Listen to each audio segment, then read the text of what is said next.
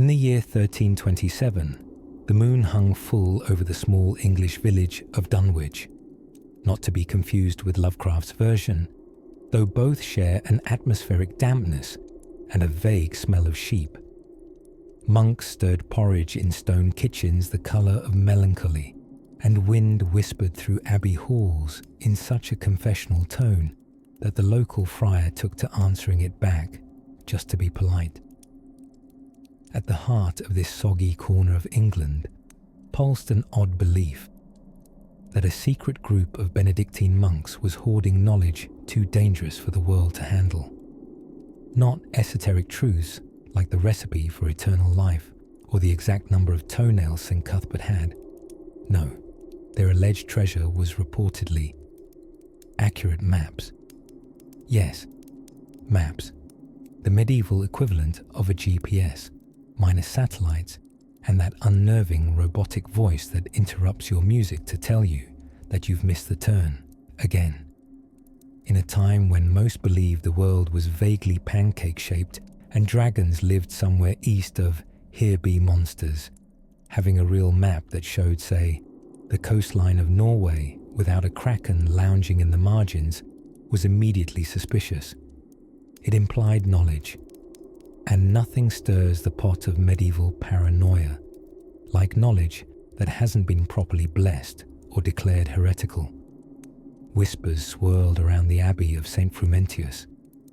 Hopeful traders and paranoid nobles suggested the monks were part of the so-called cartographers' conclave, a secret cabal of monastic mappers who charted the world in absurd detail, and then spent decades pretending they hadn't. Because when your patrons believe Iceland is a mythological ice demon holding a harp, it pays not to correct them too publicly. Wiser villagers dismissed the theory. Maps can't be dangerous, they said, in the confident way people say things that will soon be disastrously disproven. But then one muggy Tuesday morning, the bishop's nephew, armed with what he called a borrowed chart from the abbey's library and an unfortunate amount of energy, sailed into entirely the wrong port, specifically a Norse pirate outpost that did not take kindly to unexpected guests. He survived barely, waving what was later confirmed to be a remarkably accurate depiction of the North Sea, complete with depth annotations. The secret was out. The monks, it seemed, really had mapped places most people thought were rumour or post-fever hallucination. Now, let's lean gently into what made this a conspiracy, and more importantly, why the monks had gone to such trouble to cover it up. Because let's be honest, if you have accurate maps in the 14th century, you're either headed to trade spices or start a war. The monks, having no interest in either, opted for what every secretly brilliant group does when faced with worldly temptation. Hide, deny everything, and make the vowels in your maps look vaguely like vegetable recipes. What spurred this secret project, you wonder? A rather sleep-starved monk named Brother Anselm, who, after a particularly lucid prayer session involving 3 hours of Gregorian chanting and 1 overripe turnip, claimed he saw the true shape of the earth in a vision. Was it divine? Possibly. Was it caused by mild food poisoning? Equally plausible. Either way, Anselm began sketching coastlines in the margins of hymn books, not one to be deterred by skepticism or papal doctrine. He presented his findings to the abbey's elders, who responded with the medieval version of shh, and told him to keep drawing. In the cellar. Thus formed the Map Seller Guild, an unintentionally secret society of monks determined to measure the contours of creation, using astrolabes, prayer, and quite often, sheep bones for scale. Their charts were astonishingly accurate considering they rarely left the premises, proving once more that divine inspiration, boredom, and very cloudy beer can fuel some of history's most unexpected advancements. For nearly a century, These maps remained hidden behind tapestries, under loose floor tiles, or occasionally within overly large cheese wheels. Because honestly, what customs inspector dares cut into a monk's cheese?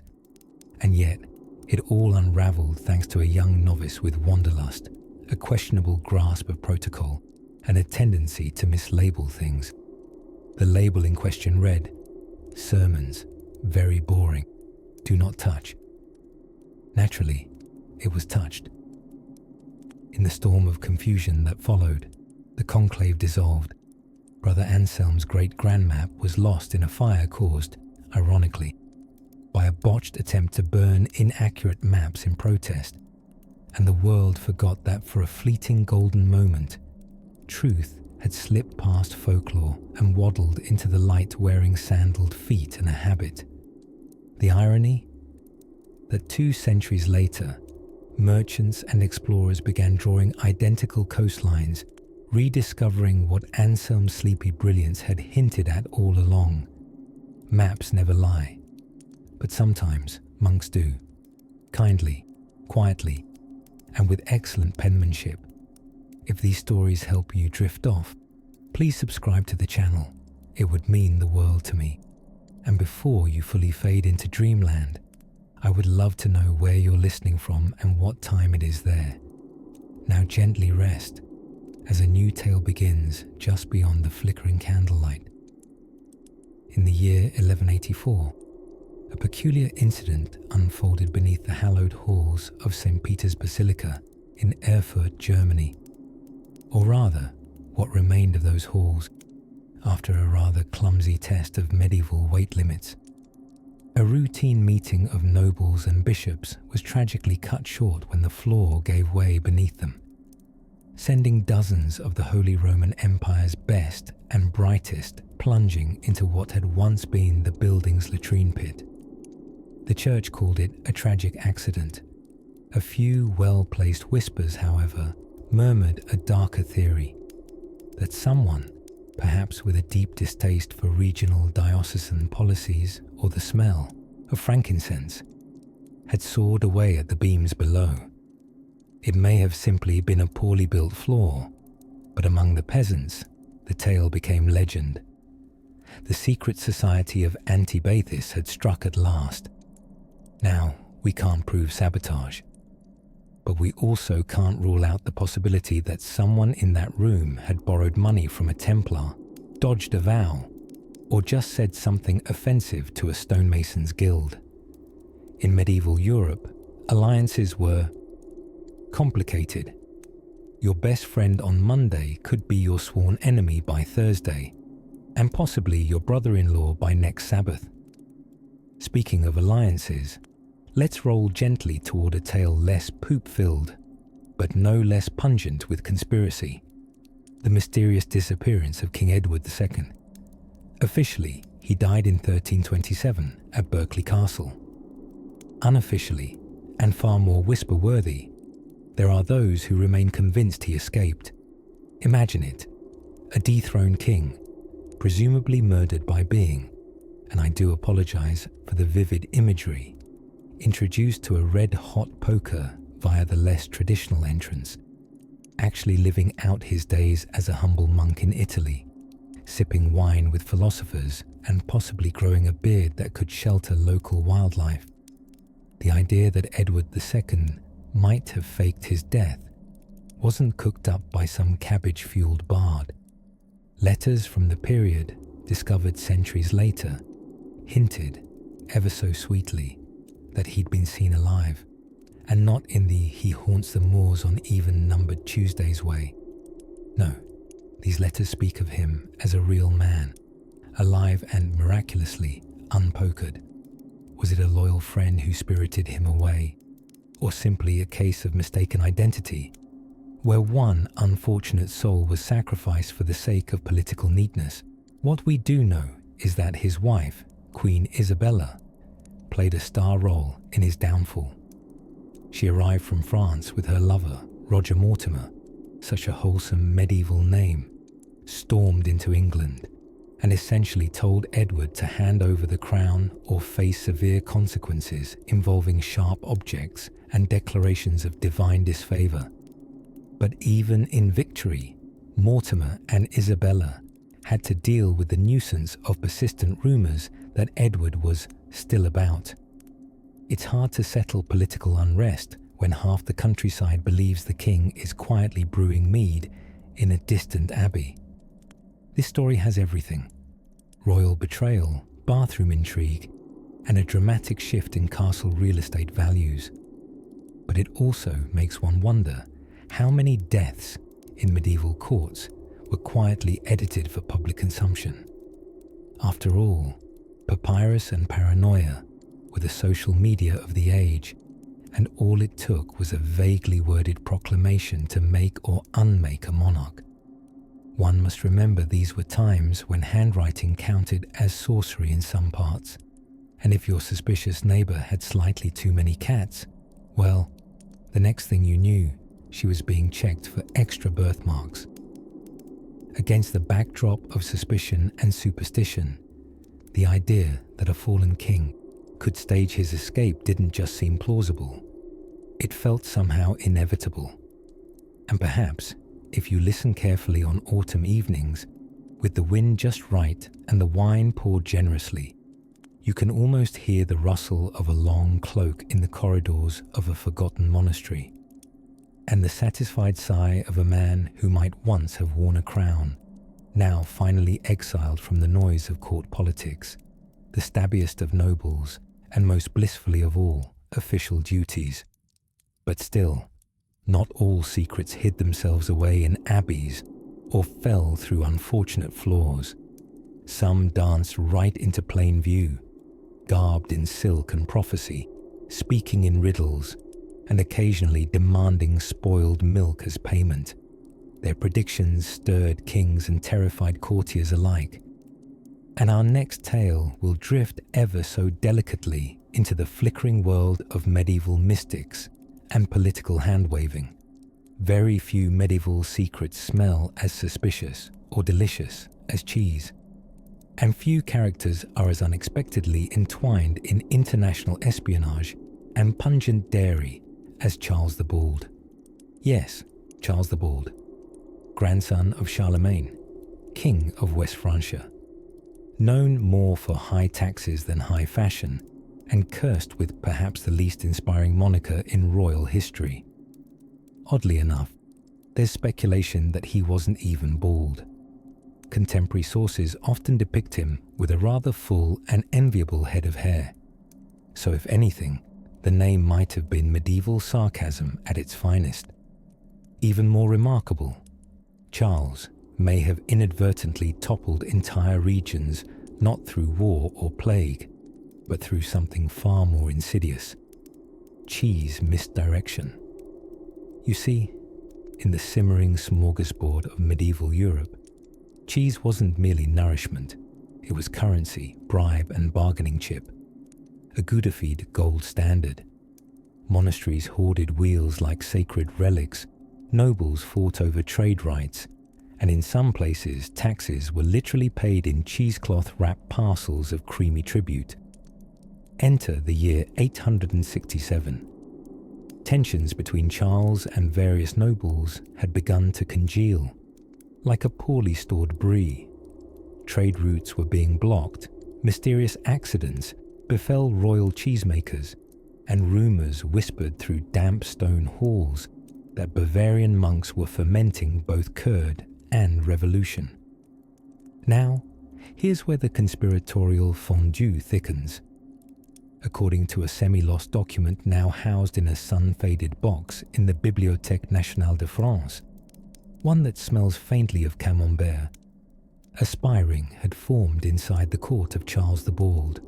Their mission: to secretly replace the king's finest wheel of Meriville cheese, a now lost variety reputed to taste of cardamom and defiance, with an inferior southern knockoff that was known to cause mild melancholy and occasional tooth wiggling. The hope, said the document, was to erode Charles's judgment subtly, make him irritable, perhaps paranoid, certainly bloated. Over time, they reasoned, the cheese swap would tip diplomatic talks in their favour. And indeed, the king's later policies did take an odd turn. He imposed a fine on any merchant selling cheese without a personal blessing from a bishop. He then attempted to outlaw blue cheese for being unkempt, which threw the monks of Roquefort into open rebellion. Monastic cheese slingers ransacked a tax office. Peasants picketed with banners shaped like sheep's udders. And Charles, allegedly under the influence of lactose-laden paranoia, ordered the arrest of 3 heralds simply because they smelled like cave-age dairy. It all sounds too ridiculous to be true. A wheeled wedge of sabotage. But here's the amusing twist. Modern analysis of the few remaining texts from Charles's reign shows several decrees centered disproportionately on dairy production, monk surveillance, and one particularly obsessive note about mold-ridden wheels of treason. So, was there really a cheese conspiracy in Charles's court? Parts of it are documented. Parts are gossip with an aged rind of credibility. But centuries later, historians agree on one thing. Something happened that curdled Charles's judgment. This wasn't the only time food formed the slippery center of a medieval subterfuge. In fact, one particular rebellion began, all allegedly of course, thanks to a royal pie, a pigeon, and a note tied to the leg of a very nervous ferret. But we're getting ahead of ourselves. First, let's let the dust settle on Charles's crumbling cheese court, though his diary, written partly in verse, suggested the king believed a goat named Emile was behind the plot. True scholars suspect it was not Emile, but rather an alliance of tax-wary abbots and overly ambitious dairy traders. And herein lies the odd beauty of medieval espionage. It wasn't always daggers and backroom taps. Sometimes it was monks in suspiciously clean sandals, trading cheese whispers in candlelit corridors. As the moon glows over crumbling castles and the scent of scandalous Gouda drifts through the annals of time, we turn our eyes toward a new tale. For not all medieval conspiracies nestled quietly in monasteries. Some crept into crowns, chessboards, and chickens, long, long ago, when Europe smelled faintly of boiled cabbage and feudalism. There were whispers in the market stalls, echoes fluttering under woolen hoods and behind overly goblet-sized pewter tankards. And what were the whispers about? Not always the price of eel pies or which village goat was angling for Maypole Queen. No, sometimes. They were about maps. Ah yes, maps.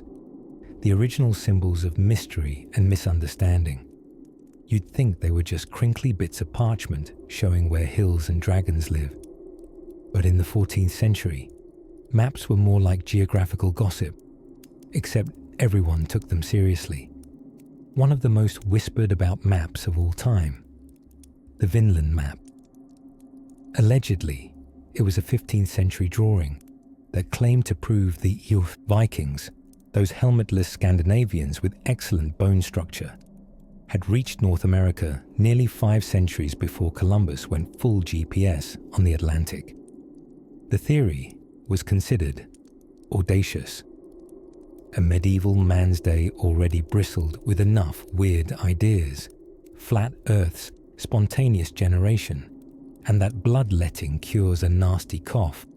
So tossing in Vikings discovered America was like saying your pottery wheel had invented the printing press.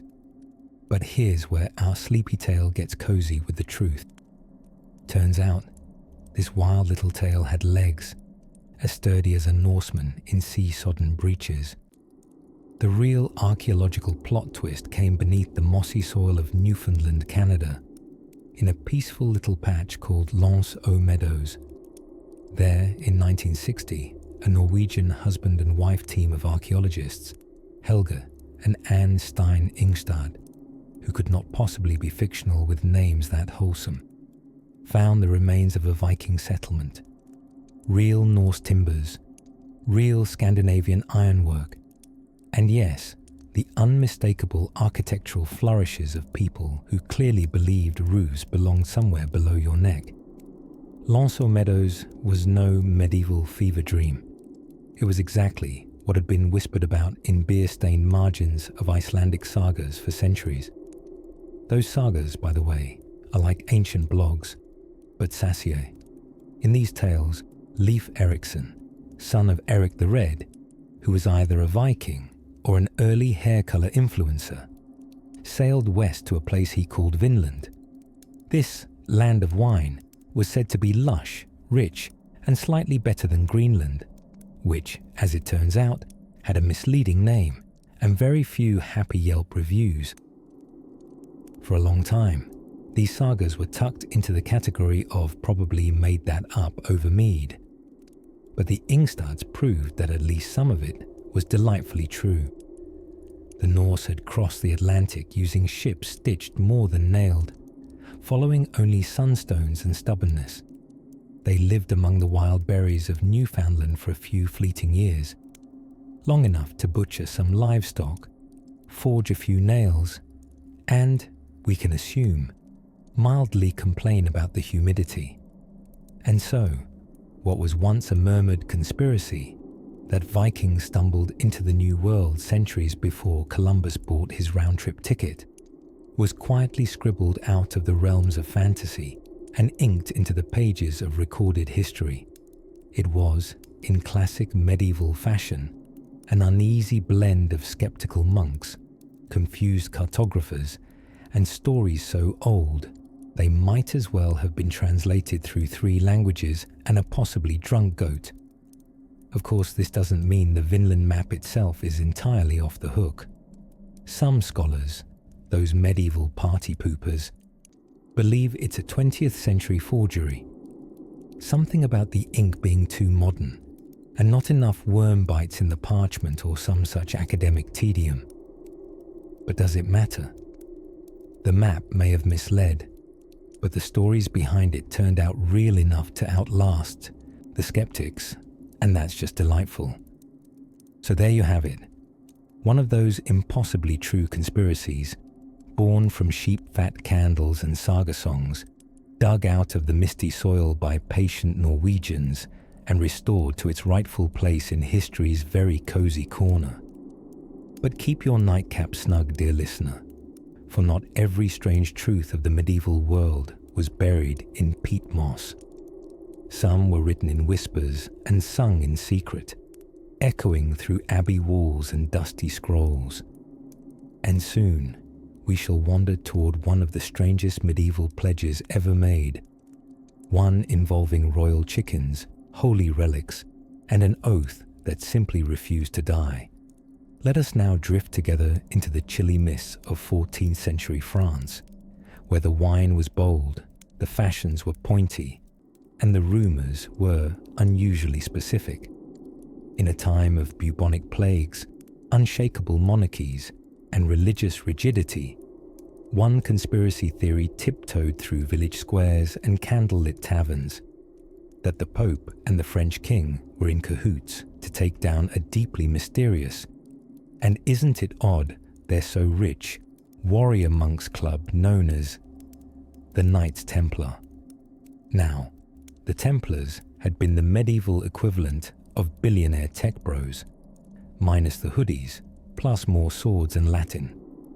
Originally founded to protect Christian pilgrims heading to the Holy Land, they slowly morphed into an international banking institution with castles instead of branches, holy relics instead of trust funds, and a suspicious lack of adult supervision.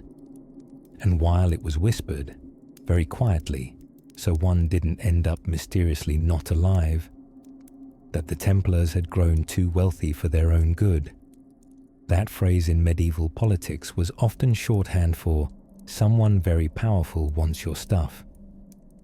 Enter our main actors.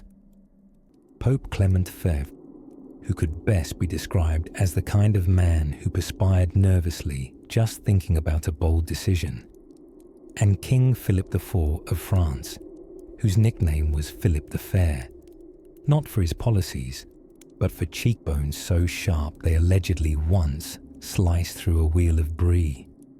Philip, naturally, owed the Templars a great deal of money, an uncomfortable fact since he was less financially solvent monarch and more guy missing coin purses at royal poker night. What he lacked in coin, however, he certainly made up for in Machiavellian gumption.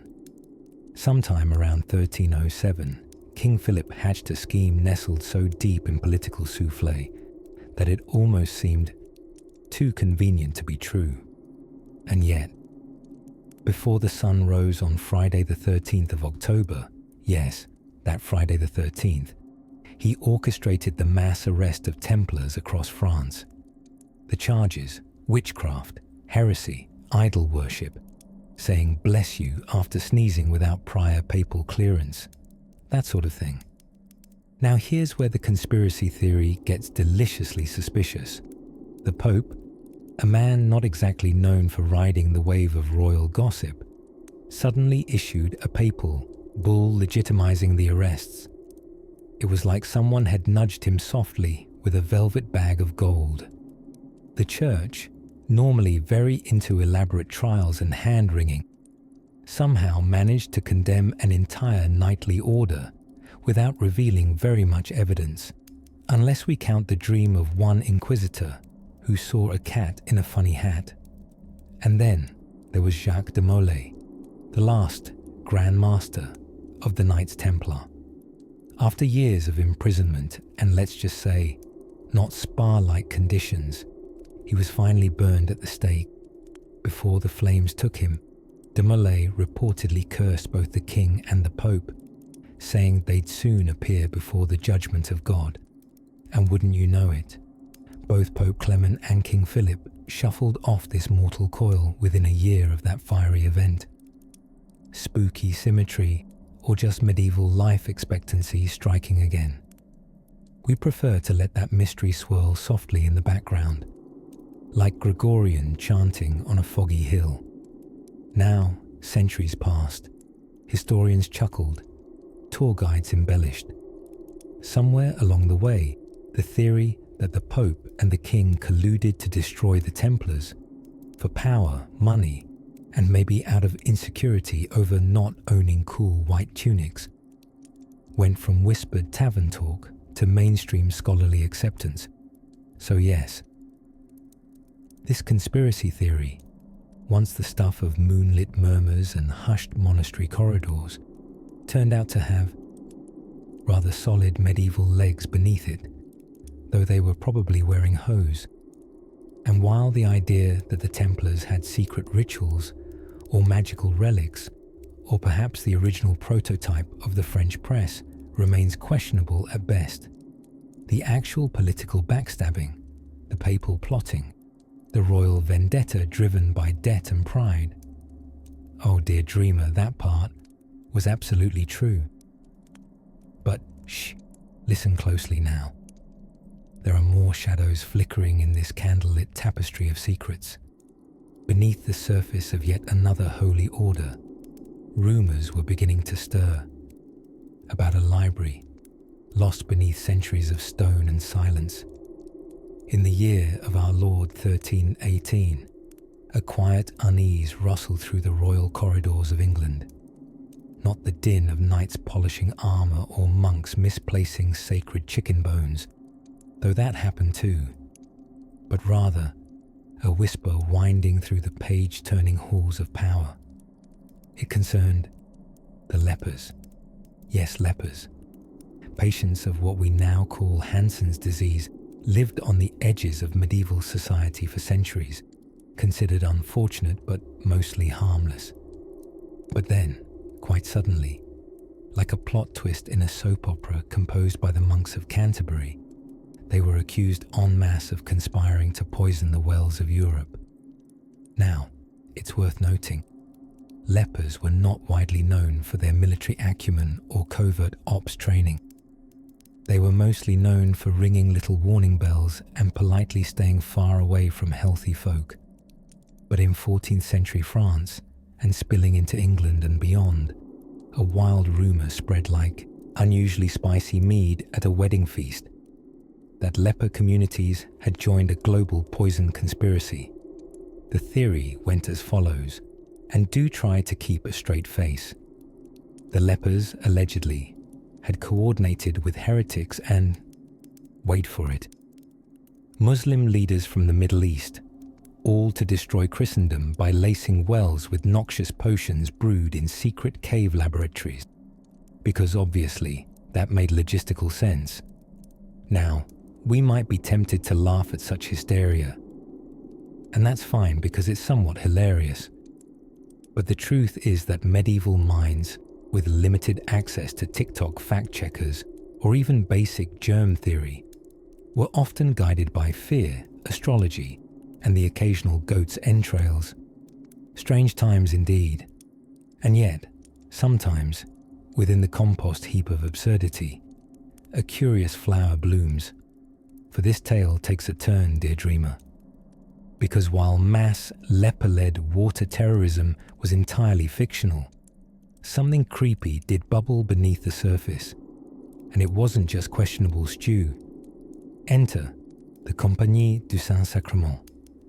Fast forward a few centuries, on a slow, sleepy time-turner of sorts, to the 17th century. This secret Catholic society, founded under the guise of piety, actually wielded notable influence behind the scenes of French politics. But before them, even in medieval times, there were scattered religious enclaves acting with clandestine precision, sending coded letters, infiltrating city leadership, and distributing truth through traveling preachers with suspiciously well-crafted sandals. Back in the early 1300s, certain religious orders, particularly the more radical offshoots, truly did communicate in secret, network across borders, and occasionally meddle in public affairs. Not for nefarious water poisoning purposes, mind you, but for crafting policy through prayer, offering divine commentary on taxation, and perhaps the odd whispered suggestion about who should be king, which, let's be honest, in medieval Europe was a national sport. So where's the true part of this lepery legend? Some scholars believe leper colonies may have been unintentionally caught in the middle of real geopolitical games. Their land was often tax-free, their loyalties vague, and their leaders, bishops usually, were sometimes embroiled in disputes between local lords. In a few documented cases, a bishop would shelter excommunicated noblemen inside a hospital for the sick, which was really just medieval code for safe house with soup. And in the fog of power and piety, suspicion bloomed. A few chroniclers of the period note whispered alliances in prayers and coded benedictions that, frankly, may have included secret plans to avoid taxes. The Pope, as always, remained carefully uninformed. So did the truth ever leak out? Like so much well water in spring, yes and no. Centuries later, modern researchers digging into dusty charters and browned with age letters have unearthed small schemes, some as petty as redirecting village funds to fix a roof that definitely never got fixed. It turns out the real conspiracy wasn't global water sabotage, but local embezzlement disguised as holy work. Tricksy friars. And the lepers, mostly innocent. Victims of fear, ignorance, and the medieval version of tabloid journalism, which involved monks scribbling outrageous hearsay on vellum and dramatically reading it aloud in public squares. So the next time someone tells you secret societies aren't real, remind them they are. But instead of poisoning wells, they were more interested in redirecting wine shipments and influencing which bishop gets the extra soft cushions at synod. As the candlelight flickers low and your eyelids drift ever heavier, Let your thoughts wander now to the shadowy corners of another castle, where another theory lingers, just waiting to rustle awake under dust-covered stone.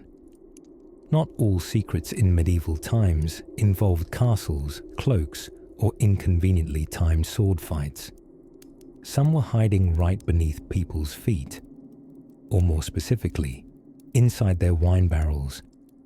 In the 14th century, within the cobbled streets of a Flemish town called Louvain, yes, the sort of place where everyone's hat had a feather and nobody trusted soup that didn't contain mead, a peculiar theory bubbled to the surface. The townsfolk began whispering tales of the Guild of Vintners, a winemaking group that, according to local gossip, had secretly discovered a method for preserving wine far beyond its natural lifespan. You might think, oh, surely they just found corks, or stopped pouring it into barrels that previously held pickled fish. But no, this was more outlandish. The rumor was that they had discovered something profoundly unnatural, a potion concocted of owl tears, bat dust, and a secret herb grown only in the graveyard near the chapel's left window, or perhaps just rosemary, depending on the storyteller. The theory grew vines of its own. Some believed the vintners had struck a deal with an alchemist named Lambert the Murky. Now, anyone with the Murky in their name is not exactly giving off wholesome baking show contestant energy, and indeed, Lambert had been booted from Bruges for tampering with volatile grapes, according to records that are somehow both cryptic and incredibly wine-stained. Lambert's theory was not mystical at all, but rather grounded in early forms of distillation. I know, less thrilling than necromantic fermentation, but still, stay with me. While the innkeepers and nobles argued over enchanted vintages, it turns out the supposedly magical preservation trick was sulfur. Yes, sulfur dioxide. Lambert had been using it sneakily to kill off the wild yeast in wine, stabilizing it, a method we now know as sulfiting. Today, it's standard in wine production.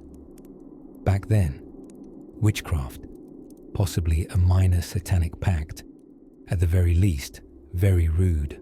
But here's the true twist. The conspiracy, the whispers, the accusations, it was all an intentional distraction. Stay cozy. Because this gets surprisingly shifty. The Guild of Vintners wasn't worried about preserving wine at all. They were worried about inspections. You see, medieval guilds were powerful, like borderline boss battle powerful. They controlled trade, set prices, and enforced quality, provided no one got too nosy.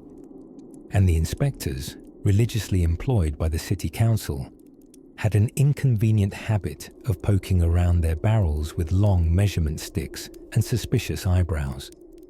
So the vintners began circulating the alchemical preservation story, encouraging a legend that their wine mustn't be tampered with because the vapors could drive a man mad, or worse, spoil church tunics. These kinds of claims, while bonkers, had the delightful effect of making the inspectors very nervous. Ashamed to admit they were scared of grapes, the council gladly backed off, which leads us to the moment when, centuries later, archaeologists in Belgium uncovered cellars in Louvain beneath renovated homes. These weren't just wine storage areas, they were secret tunnels connecting vintners' shops, likely used for unauthorized vintages, wine bootlegging, pre-Renaissance racketeering with a burgundy nose and oaky back notes. Jokes aside, the buried documents found in those cellars included logs coded in winemakers' slang, listing shipments sent not through the town's trading office, but privately, avoiding taxes. A medieval tax evasion ring, hidden under the pretense of alchemy and preserved wine. So, the wine lasts forever conspiracy? Mostly distraction. The deal with dark forces theory? complicated metaphor.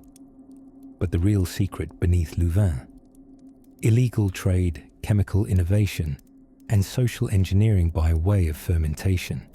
That, dear listener, turned out to be delicately, deliciously true. And speaking of secret networks, one of the most shadowy and misunderstood revolts in medieval Europe wasn't about religion or even land. It was about cheese, strange, smelly, and entirely believable. In a chilly corner of 14th century France, during a time when monks brewed beer and peasants believed lightning storms were caused by angry saints playing celestial dodgeball, a curious rumour began to rustle its way through the ivy-covered walls of monastery gardens and bustling taverns. The Pope, it was whispered, wasn't actually in Rome at all. He had, they claimed with narrowed eyes and dramatic whispers, fled the Holy See and taken up rather luxurious residence in Avignon. Now, to your sleepy modern ears, Avignon may sound like a quaint place to sip herbal tea by a vineyard, but to a medieval soul, the shift of papal presence was equal parts scandal and metaphysical confusion. The idea that the Bishop of Rome wasn't in Rome, well, that was like discovering your town's mayor had moved to a different city altogether and was now ruling things from a surprisingly comfortable Airbnb. The so-called Avignon papacy began in 1309 with Pope Clement V, a man who, to put it gently, was not entirely keen on Rome's riotous politics, dangerous streets, and pestilential ambience. Instead, he cozied up in French territory, surrounded by vineyards, singing crickets, and considerably fewer insurrections.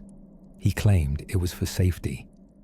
Others suspected it had a smidgen more to do with French influence, strong wine, and very, very persuasive advisors. For nearly 70 years, 7 successive popes, yes, 7, resided in the scenic town of Avignon. And while technically still popes, they functioned a bit like kings of ghost Rome, ruling the eternal city without setting foot in it. Local conspiracy theorists of the time were united in their suspicions. Was the church now a puppet of the French crown? Was Rome no longer sacred? Some monks went so far as to write coded treatises hinting at a papal imposter syndrome, while peasants passed along songs about the Pope who ran away. To many, it seemed that the church had been spiritually hijacked by French interests. And perhaps the wildest part of it all is that they weren't entirely wrong. Behind the well-fed cardinals and polished rhetoric, France wielded noticeable sway. From whispering input on papal appointments to tugging doctrinal decisions a few inches toward Parisian favour, the French monarchy had become the church's mysterious yet oddly fashionable co-pilot. But even the coziest exile cannot last forever. By the late 1370s, after decades of quiet speculation, when will Papa come home? Does he even remember what the Colosseum looks like? Pope Gregory XIII finally packed up his sacred hat collection and returned to Rome. With his departure, bizarre optimism unfurled like a church banner. Surely, things would go back to normal. Ah, but no. With exquisite medieval timing, Gregory promptly died not long after returning to Rome, which led to something delightfully messy. A second pope, and then a third. Known to textbook fans as the Western Schism, and to average commoners as, wait, how many popes are there now? The church ended up with rival claimants, some in Avignon, others back in Rome, each passionately convinced they had the proper celestial endorsement.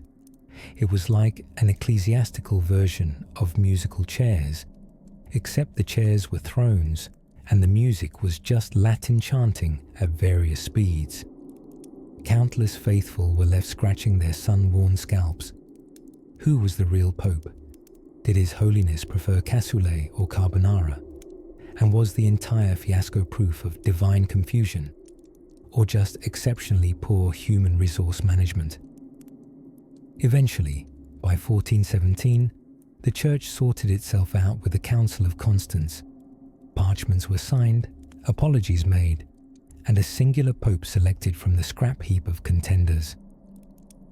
The Avignon experiment ended, and Rome reclaimed its priestly centerpiece. But here's the dreamy twist. Those conspiracy theories, the soft murmurs that the Church had been hijacked, that mysterious forces were pulling holy strings, that the Pope had taken a curious vacation of political convenience, those weren't the idle fantasies of paranoid pilgrims. They were, in fact, largely true. Which leads us to one of the great comforts of history. Even when everything seems chaotic, even when popes start cropping up like spring onions, someone's probably writing it all down with exaggerated flourish and a piece of goose feather.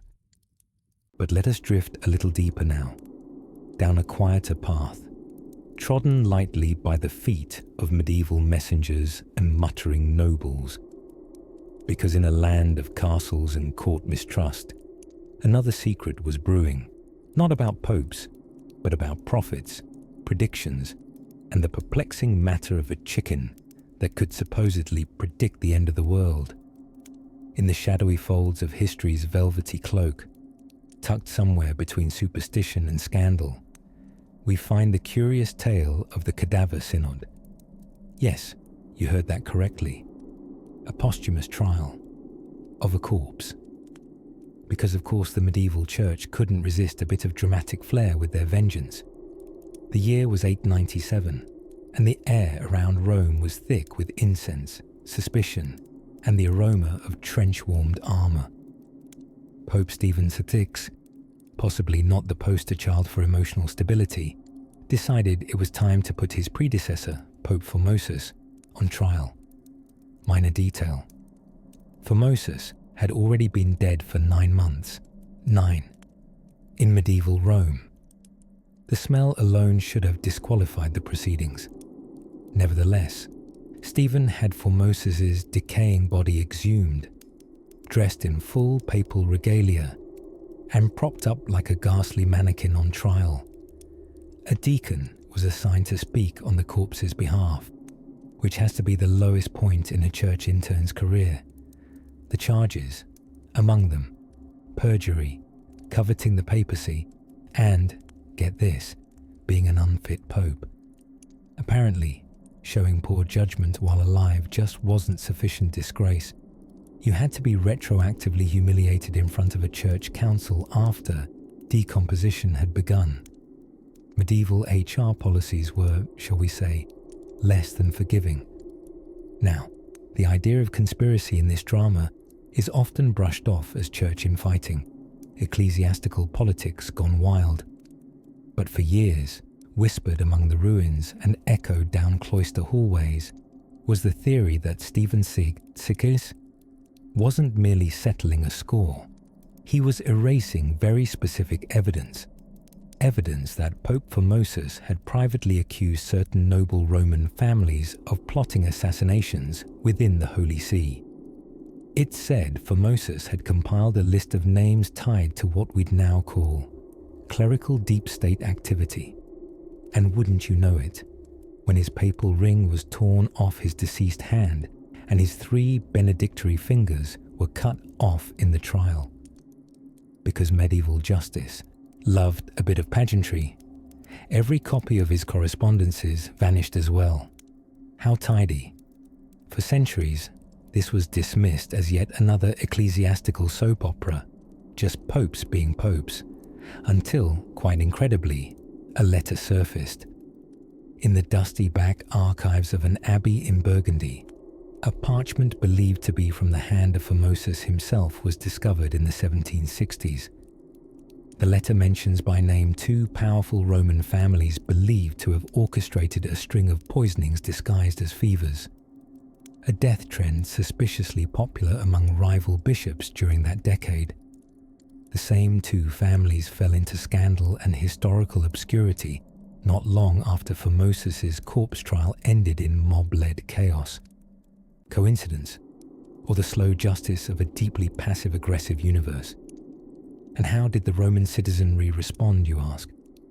Oh, with their usual blend of apathy and mob violence. Within a year, Pope Stephen VI was imprisoned and, in a last twist of poetic realism, strangled in his cell. Which does feel like the universe saying, that's enough theatrical corpse lore for this millennium. This grisly tale of the Cadaver Synod has been mostly remembered for its macabre visuals, perpetually wheeled out whenever someone needs a factoid to freak out dinner guests. But the underlying conspiracy, that a dead pope, silenced through desecration, had actually been working to expose a plot within the church's upper crust. Now that rings a bell louder than the Vatican's Holy Thursday. So if your bedtime thoughts ever drift toward the warm, soothing idea that history is linear, sensible, and written by the victors, just picture a courtroom lit by candles, a throne propped with a skeleton in ceremonial robes, and a nervous monk reading defense arguments to an audience of nobles trying their hardest not to breathe through their nose. Ah, the Middle Ages, where theology, treachery, and the unmistakable smell of conspiracy mixed into something only history could ferment into legend. And if that doesn't send you sailing into sleep, consider this. The next tale involves gallons of honey, a silent fleet, and a kingdom that believed bees could whisper secrets to the dead. But that's a story for another page, drifting just beyond the candlelight. By candlelight, under a velvet sky fizzing with unseen stars, let's drift through the amber corridors of medieval Europe, where whispers tiptoed louder than facts ever could, and gossip rode faster than any royal messenger. Tonight, we follow a trail of curious hoofprints left by monks, merchants, and mildly suspicious millers. A conspiracy so strange, it involved birds, bells, and Benedictines. Yes, tonight we humbly ask, did pigeons work for the church? Now, before you dismiss this as the dulcet muttering of an overcooked troubadour, consider this. Not everything feathered in the Middle Ages was born to coo.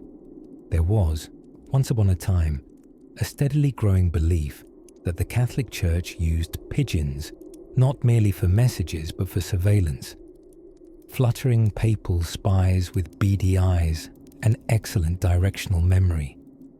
It sounds laughable, until one stumbles onto the records of Mont Saint-Gravid Abbey, 1267, where an over-enthusiastic novice monk named Brother Eustace reported to his superiors that the birds stare too long and know too much. To be fair, Brother Eustace also thought comets were God's punctuation, so we tread lightly with his conclusions. And yet, flocks of homing pigeons were indeed trained and deployed across monastic networks, particularly in France and Italy. In Rome, where papal politics swirled thicker than olive oil on a Sunday, these avian couriers became critical to conveying whispered intentions, bishops' disagreements, and the occasional grocery list to remote outposts. But of course, in a world brimming with ignorance and superstition, these well-trained birds must have looked a bit like feathered demons to the uninformed. One bishop in Cologne even insisted that pigeons be exercised before delivering messages, just in case Satan had enrolled a few into his own feathery internship program. So, while the pigeon surveillance theory might never have reached official doctrine, the notion that birds were carrying secrets, perhaps even divine secrets, took hold in the medieval subconscious like a burr on a friar's robes. It helps explain those curious woodcut depictions from the late 14th century where winged creatures hover above churches with scrolls tied to their legs and what might be halos above their heads, or tiny flying hats. It's hard to say. Now, speaking of secretive services, let us not ignore the medieval post system, or rather, the lack of one. If you had mildly urgent news in the year 1232, say, your cousin Henri had finally built that windmill and it had immediately fallen down, you'd likely send a boy on a horse who might stop halfway through for a nap or a whole new identity. Enter the monks, ever efficient, ever literate, and possessing something quite revolutionary at the time, a habit of writing things down and the stamina to walk uphill both ways. Hence, we reach the Benedictine communication network, a holy hotline of sorts, where letters, rumours, and yes, the occasional coded instruction pass between abbeys with suspicious fluidity. While no direct evidence confirms eavesdropping via bird, it's worth noting that entire treatises were written warning friars against speaking in the presence of feathers, so take that as you will. Of course, no discussion of pigeon power would be complete without mentioning the curious tale of Bishop Boniface of Avignon, who reportedly trained pigeons to peck at bread arranged in patterns that spelled out heretic when dropped by unfaithful peasants.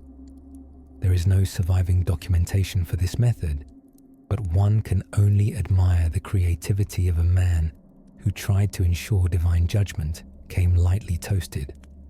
And so, in the hush of the candle-lit dark, our minds drift to flapping wings and cloistered cloaks.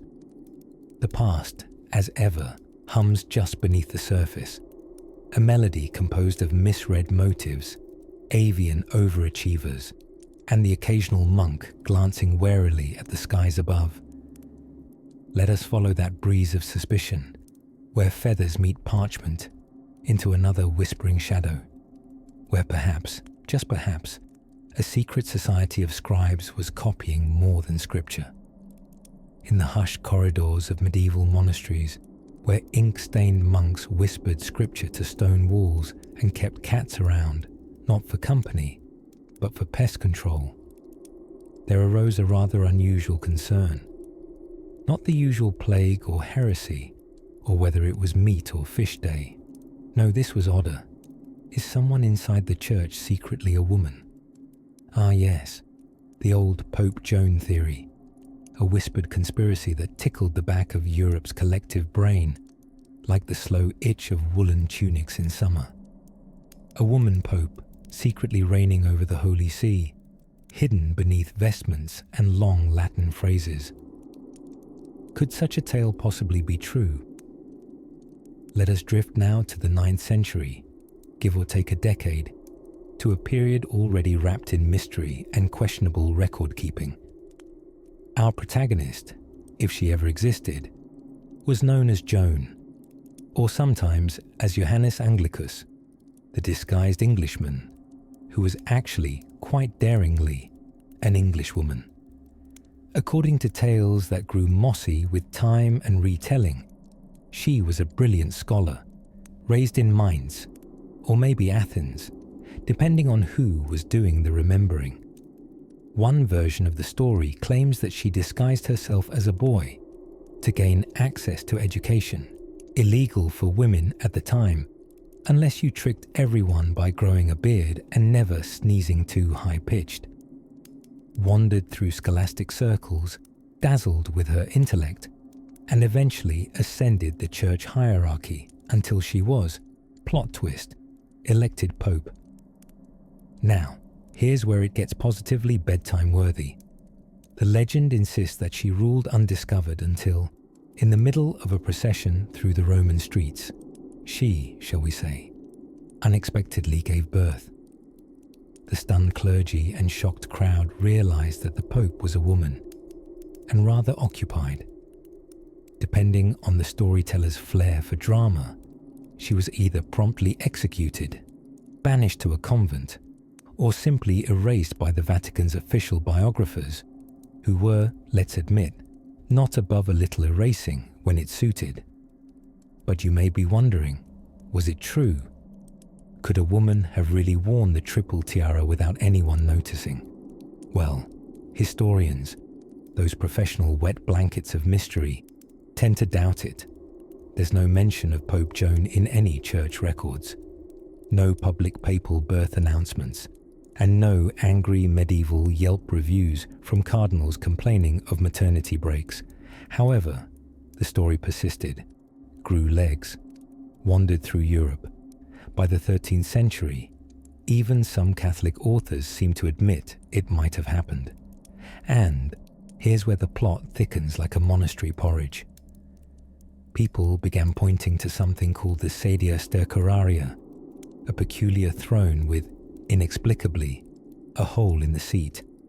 It was said popes used to sit on this chair during an enthronement ritual, while a deacon solemnly checked whether the new pontiff was equipped for the job, biologically speaking.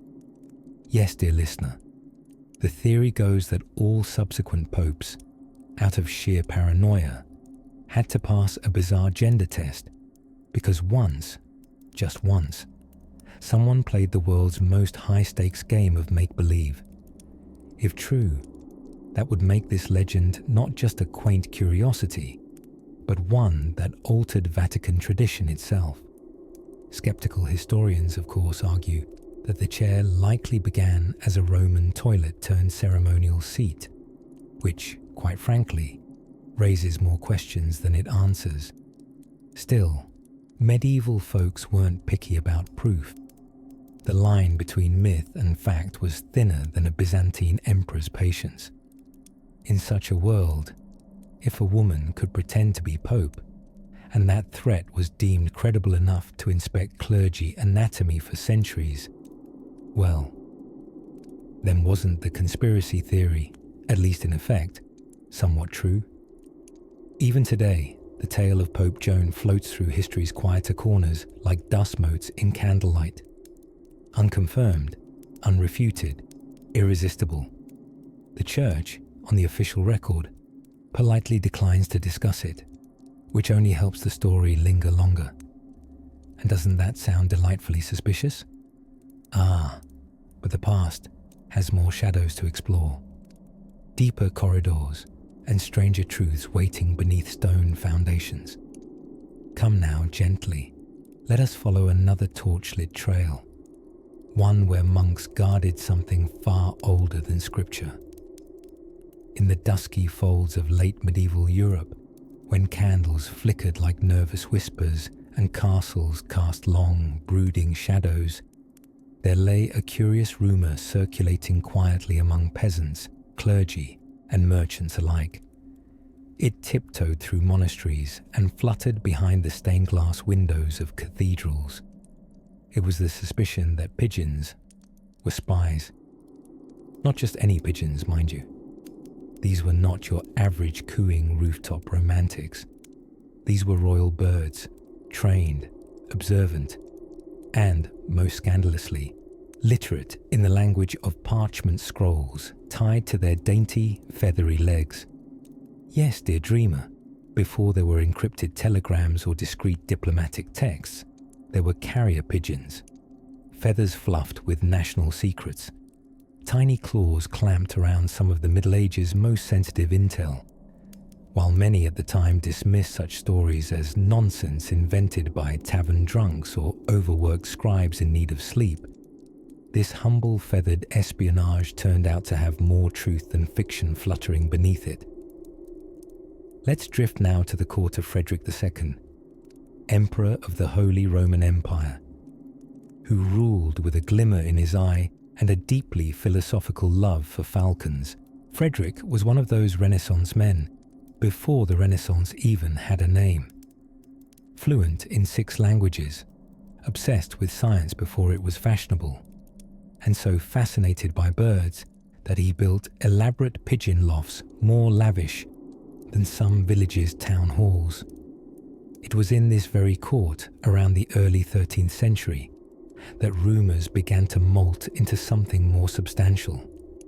Frederick's avian friends weren't just for show. Oh no.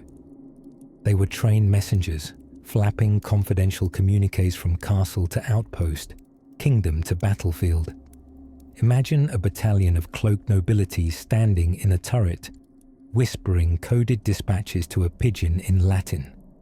The feathered diplomat would then soar, unbothered by toll roads or bandits, and deliver folded intrigues to another castle hundreds of miles away. Naturally, other rulers caught on. True to their competitive spirits, monarchs began raising and training their own spy pigeons, leading to the world's first and only covert feathered arms race. Whispered legends speak of English falcons trained not for hunting rabbits, but to intercept French pigeons mid-air. It was the original air-to-air combat, a scandalously violent ballet of claws and coos. Now the church, ever watchful and only somewhat amused, began to grow uneasy. Was it not dangerously close to divination? Sending secrets through the skies? These were, after all, creatures mentioned in the Bible. Should they be entrusted with political sabotage? It all came to a feathery climax during the Avignon papacy. While the Pope sat comfortably in southern France, the Italians back in Rome grew extra suspicious. Were pigeons acting as avian informants, carrying secret Vatican decisions to the French court before they were even officially pronounced? One disgruntled abbot in Naples reportedly accused a pigeon of heresy after it landed on his pulpit mid-sermon and wouldn't stop staring. Of course, no trial was held, not officially, though one pigeon did disappear under mysterious circumstances and was never seen again. Some say it retired, others that it ended up in a very theological soup. Still, by the end of the 14th century, pigeon spying had become an open secret. Kings posted guards at dovecots. Monks in scriptoriums started encrypting their messages with symbols known only to fellow scribes and, presumably, literate birds. And yet, despite their clandestine reputation, pigeons remained oddly aloof. They never bragged, never betrayed, never negotiated for better seed rations in exchange for state secrets. Loyal to a fault, or simply contributing to the mystique with a well-practiced poker beak.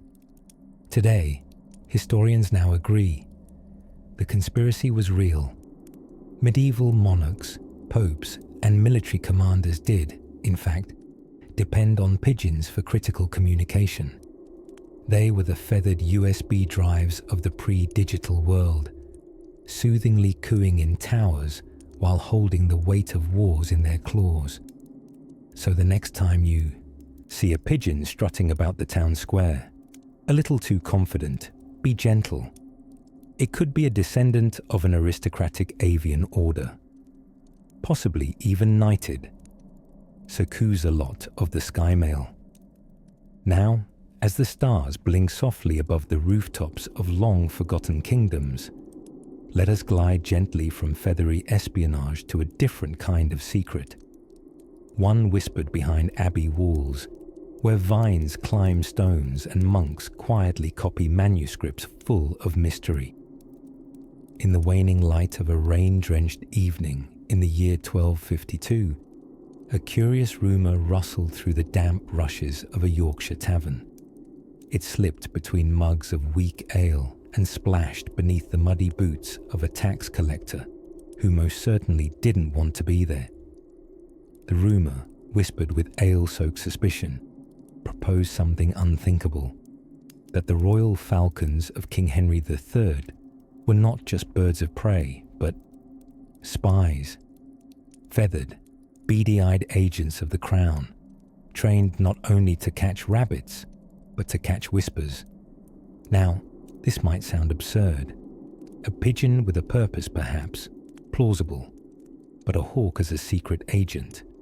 Surely this was just another in a long line of medieval barroom balderdash, filed somewhere between the tale of the bishop, who vanished into a cloud, and the farmer who bred a singing turnip. And yet, should you fly a touch closer to the evidence, the feathers of truth begin to ruffle. Let us perch, for a moment, in the court of our rather persnickety monarch, the aforementioned Henry III, a king known less for monumental conquest and more for monumentally extravagant building projects, like spending the GDP of a mid-sized duchy on Westminster Abbey's new floor tiles. He was, shall we say, a man preoccupied with appearances, loyalty, and occasionally sniffing out seditious plots before they turned into inconvenient uprisings. To this end, Henry kept a menagerie, not just for entertainment or religious symbolism, though medieval monarchs did love a good lion to confuse the peasants, but also as a post for certain specialized birds. There are records, suitably dusty and squint-worthy, of royal scribes referring to falconer missions and reports returned via familiar routes. That's right, reports, carried not by page boys or riders, but by beaked couriers capable of returning over long distances to their roost in the tower. These avian operatives, mainly gerfalcons and peregrines, were employed under the cloak of sport. Lords and vassals across the realm were gifted falcons by royal hand, gratitude dripping from their brows as they bowed and said things like, "I shall feed him only the finest rodents, your grace." What they didn't know was that the birds were trained not just to hunt, but also to home. You see, falcons are naturally excellent navigators.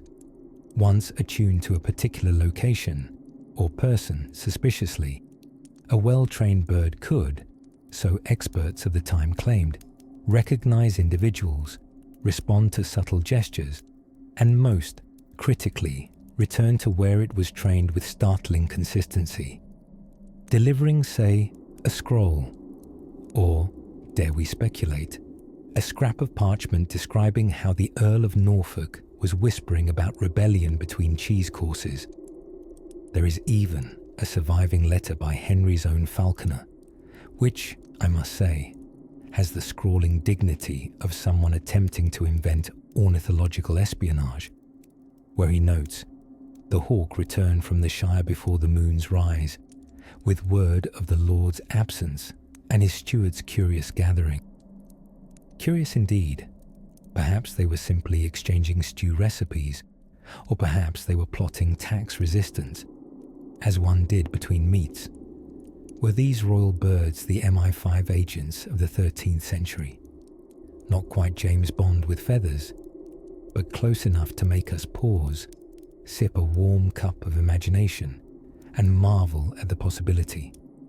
The medieval world was a curious blend of practical brutality and gleeful absurdity, and the boundaries between myth, magic, and Machiavellian maneuvering were as blurry as the bottom of a peasant's ale mug. Of course, carrier pigeons eventually took over the business of avian postal services in later centuries, but falcons, much faster and vastly more intimidating, were a medieval monarch's stylish choice for high-security couriering, like armoured sports cars with talons. If nothing else, the supposed spy hawks of Henry's court prove one thing, that in an era when even the stars were believed to gossip about your destiny, it wasn't so wild to assume the birds were listening too. And speaking of wild tales that perched one talon in truth and one in tavern gossip, there's another rumour that fluttered through the forests of medieval France, a tale of secret orders, strange rituals, and monks who may have hidden far more than just their vows of silence. As moonlight pooled over the crumbling ramparts of medieval castles, some whispered tales were spun not by court poets, but by slightly suspicious monks, wine-soused scribes, and that one blacksmith who claimed to have seen things. Strange things. So let us now tiptoe into one of those tales, the mysterious Knights Templar treasure that, according to an unlikely array of medieval accountants and turnip farmers, wasn't just real, but perhaps still hiding somewhere beneath your local parking lot. Now, the Knights Templar, a holy order founded in the 12th century ostensibly to protect pilgrims en route to the Holy Land, might sound like a pious bunch, and they were sort of, if your definition of pious includes becoming one of the wealthiest institutions in Europe. Imagine if your neighborhood chess club suddenly owned half of Belgium. That was the Templars. As their power grew, so too did the suspicion. Some believed they had found and hidden sacred relics, everything from the Holy Grail to the Ark of the Covenant, to a particularly potent vinaigrette recipe guarded since the Last Supper. They were rumored to perform heretical rituals behind cloistered doors, chanting in code, kissing each other's elbows. There was an actual heresy trial that mentions this, and perhaps most scandalous of all, not paying rent on some princely real estate.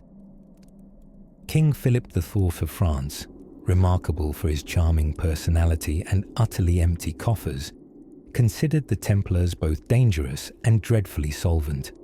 So, on an ominous Friday the 13th in 1307, he orchestrated a grand arrest, presumably because nothing screams holy justice like detaining people with too much money. Torture followed, medieval style, which meant fun, included heavy irons and zero anesthesia. And under pressure, some Templars confessed, among the baffling admissions, that they'd worshipped a strange idol named Baphomet, possibly a misunderstood corruption of Mahomet, or perhaps a garbled attempt at spelling, "Please stop tightening that vice." But beneath the dreadful show business of these witch hunts fluttered a secret that may not have been entirely fictional. The Order's assets vanished, gone, poof. Centuries before auditors and offshore bank accounts, the Templar fortune slipped away like a very wealthy ghost. Ships reportedly left La Rochelle harbour the night before the arrests with no known destination. Some say they sailed to Scotland, others to Portugal, a few romantically minded to the Americas, several centuries early, presumably lured by the promise of future cable television. So what became of the treasure? Here, the historical record softens just enough to be cozy and conveniently mysterious. Templar symbols began popping up in odd corners of Europe, etched into church walls, lurking in cathedral windows, or hidden beneath layers of community theatre backdrops. In Portugal, the Order of Christ arose shortly after the Templars' dissolution, suspiciously flush with funds and adorned with strikingly familiar red crosses. Coincidence? Or were they just wearing hand-me-downs from the world's most infamous medieval bankers? Meanwhile, across the English Channel, Scotland, always the slightly rebellious cousin of medieval Europe, maybe, just maybe, offered refuge to fugitive knights. After all, King Robert the Bruce had a warrior's heart and only a mildly flexible relationship with the Pope. Some enthusiasts posit the Templars fought at the Battle of Bannockburn in 1314 alongside Scottish forces, possibly pausing mid-battle to ask, "Anyone seen our gold?" Now fast forward, just a gentle medieval hop, to the 18th century, when Freemasons began incorporating what looked suspiciously like Templar imagery in their rituals. Coincidence? Confusion? Or a centuries-long game of historical telephone, where all anyone remembers is the secret handshake? And if you've ever strolled through the rolling hills of Rennes-le-Château in southern France, you may have heard locals whisper of buried Templar gold, or seen mildly sunburned tourists awkwardly combing the countryside with metal detectors and a deep sense of destiny. So did the conspiracy turn out to be true? Well, sort of.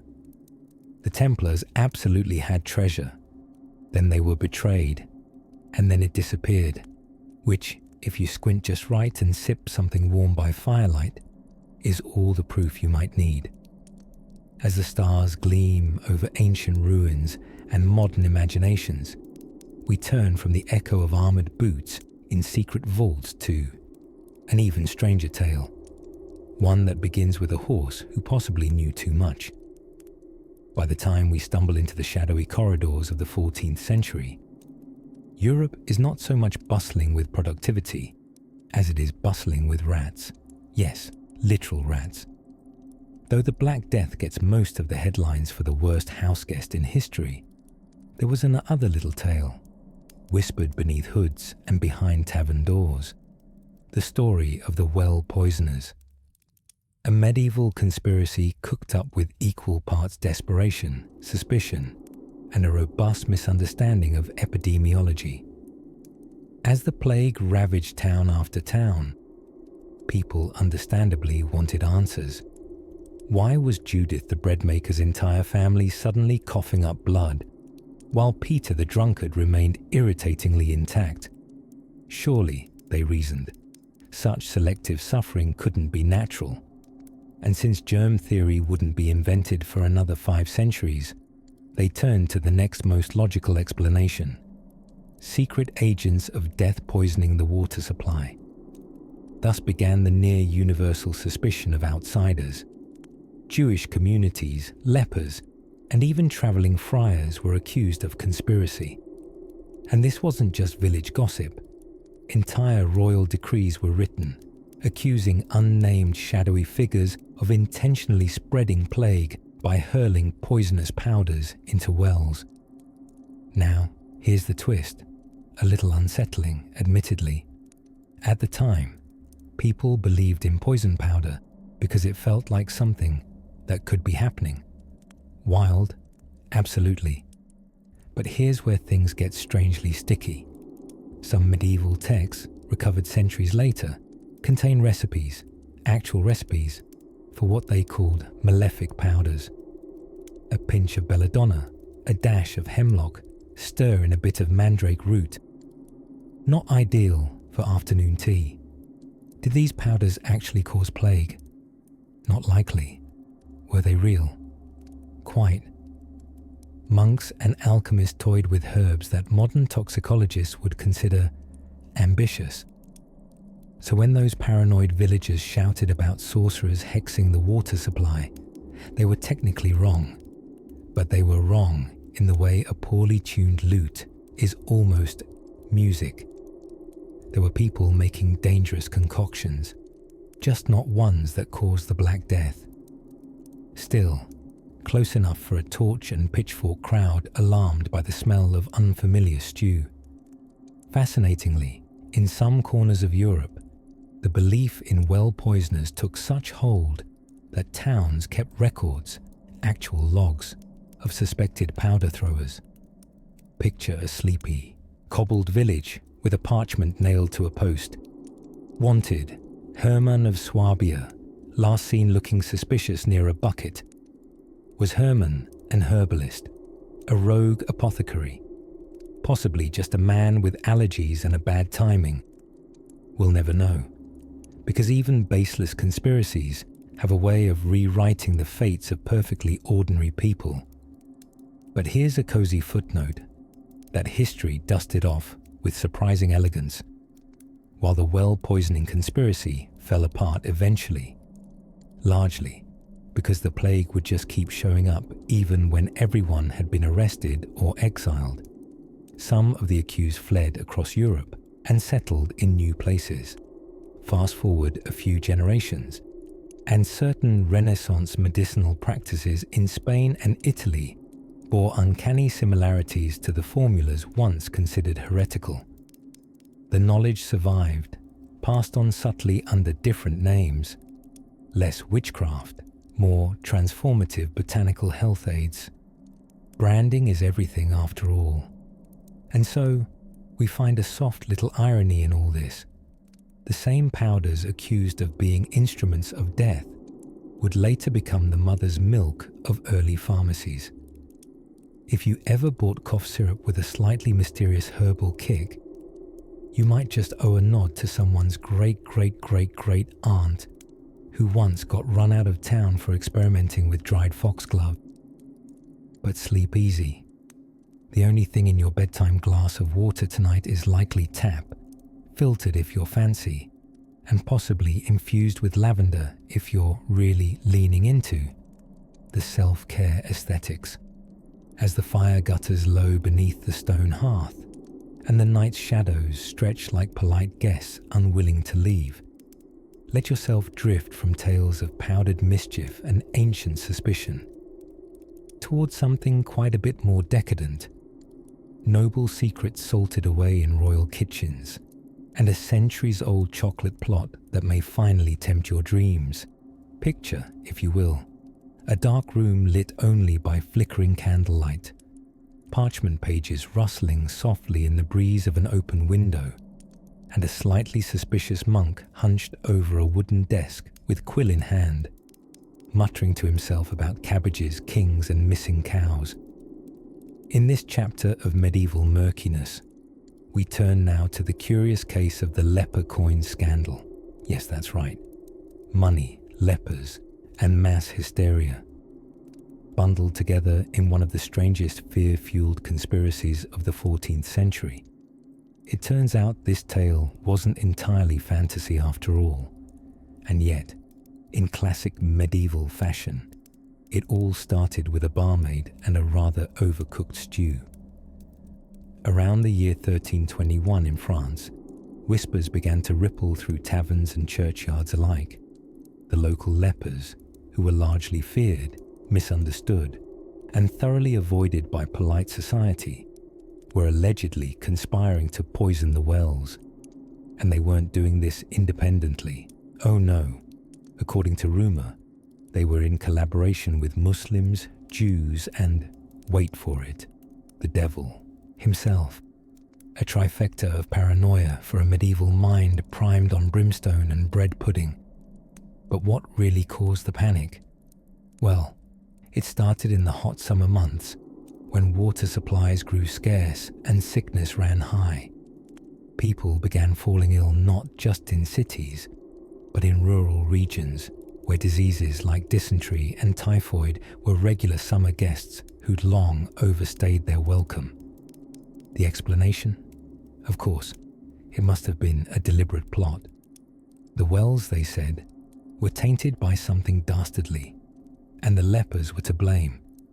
This theory caught fire like a Viking's funeral. Cities went into an uproar. Leper colonies, already isolated, not only faced public hostility, but in some cases were burned or forcibly exiled. But here's the ticklish twist in this sock drawer of tragedy. It wasn't entirely made up. A few lepers across medieval France were found when questioned under deeply questionable medieval interrogation methods, to be carrying specially marked coins smeared with some kind of powder. Local officials called them leper coins, and they were seen as physical proof of a poisonous project. This led, unsurprisingly, to some wildly enthusiastic mob justice. Now, of course, we must pause and take an enormous pinch of salt with medieval accusations. Back then, a sneeze in the wrong direction could earn you a trial by ducking stool.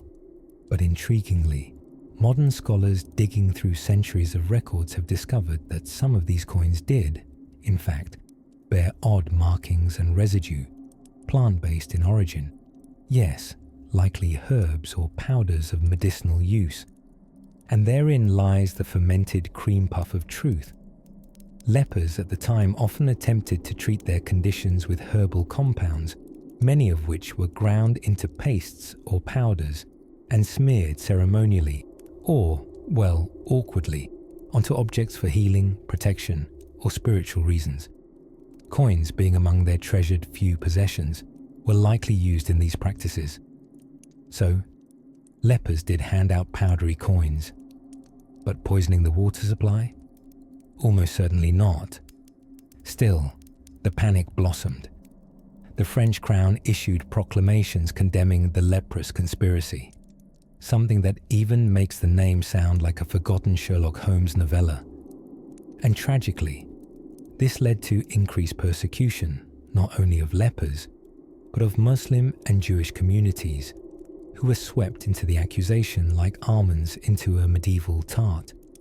Largely unrelated, thoroughly misinterpreted, yet now thoroughly guilty by association. But amid this chaos, there was one rather odd artifact that has puzzled historians considerably: a diary from a small-town French priest named Father Simon de Lépine, whose entry in July 1321 reads, and this translator is not embellishing, mind you, "Today, a leprous beggar offered coin for bread. I did not receive the powder upon it, for he brushed it away, muttering about warding off the devil. Gave him stew anyway, weak as it was. He said it was the best he'd had since spring." A tiny, quiet act of human kindness in an age that was otherwise very free with its pitchforks and rather stingy with compassion. Perhaps Father Simon didn't believe in the grand conspiracy, or perhaps he just knew a tired man when he saw one. So while the leper coin conspiracy wasn't quite what the frightened whispered, there was no mass poisoning plan. A stray kernel of it shimmered with strange truth. Coins were touched with powders, but not to kill, perhaps to heal, or perhaps just to hold on to something when the world insisted on letting go of you. Now, let's tuck that thought in tightly beneath the woolen blanket of silence, as we drift further into the shadowy corners of medieval bedtime whispers, where secrets are kept in scrolls, skeletons in monasteries, and not all false prophets are entirely false. Long before CCTV and fingerprinting, the medieval world had its own form of surveillance, nosy neighbours and monks who couldn't keep secrets. Which brings us to a curious affair whispered through time, a conspiracy of monks and cheese. Yes, cheese. Gloriously stinky, politically potent, and surprisingly incriminating.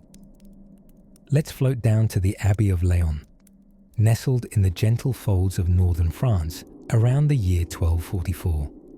The abbey was famous for two things: its illuminated manuscripts and a rather powerful form of soft cheese. Monks were supposed to lead lives of austere simplicity, but as it turns out, divine inspiration often finds its way through full bellies and a well-aged wheel of brie. Now officially, the monks followed the rule of Saint Benedict: silence, obedience, poverty. Unofficially, let's just say they were trading cheese futures and hoarding manuscripts like early hedge fund managers with tonsures. At the heart of the conspiracy was a particularly clever monk named Brother Remy. While officially tasked with translating dusty Latin texts, Remy had a side hustle, running an underground cheese cartel with distribution networks stretching from Flanders to Champagne. Horses laden with wheels of contraband dairy slipped through abbey gates by moonlight. Bread baked at midnight. Ledgers hidden beneath altars. The cheese was infused with secret herbs from the monk's infirmary garden. Some said to stimulate visions. Others said the cheese simply made you feel warm and mildly rebellious. Of course, this would all be the stuff of giggling bedtime lore, if not for the fact that none other than King Louis the Mine, later canonized as Saint Louis, yes, the Crusade guy, got involved. It seems one of the king's trusted advisors developed a peculiar addiction to the Leon cheeses. At court, he began spouting theological arguments that sounded suspiciously like hallucinations, all while insisting the Holy Spirit smelled faintly of mold rind. Concerned that heresy might be melting its way into royal policy, the king dispatched a small force of scribes and inquisitors to the abbey with orders to observe and, if need be, taste. What they discovered confirmed the worst, or the best, depending on one's fondness for rogue monks and biodiversity. The Leon monks had not only created a potent dairy product prized across Europe, they had also been quietly copying and smuggling political texts, preserving banned philosophies from ancient Greece, and, this is real, encrypting messages in the decorative marginalia of their manuscripts. Rabbits jousting on snails, frogs wearing mitres, cats playing lutes at funerals, codes within codes, delightful doodles concealing deadly truths. The official story from the church was that the abbey had simply veered too eccentrically from orthodox practice.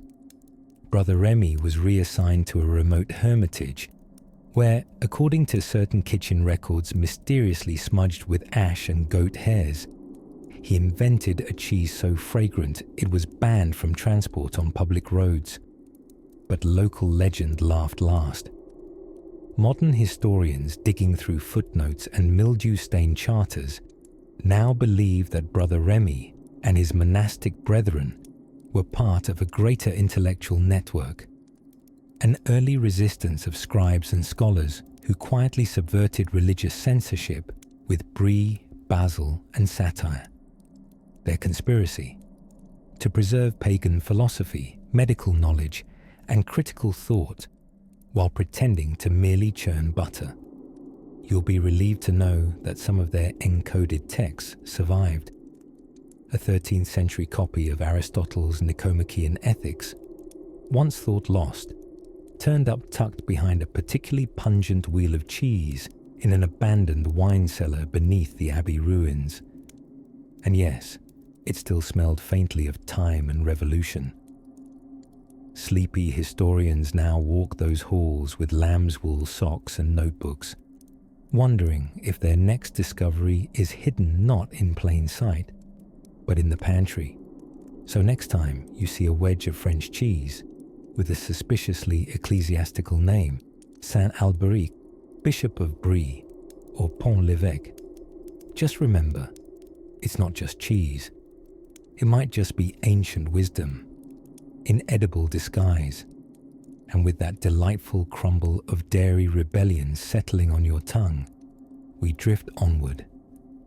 The stars above still shimmer like manuscript gold leaf, and the next tale is quietly organizing itself in a tavern with ale, hushed voices, and a parchment tucked beneath a flagon.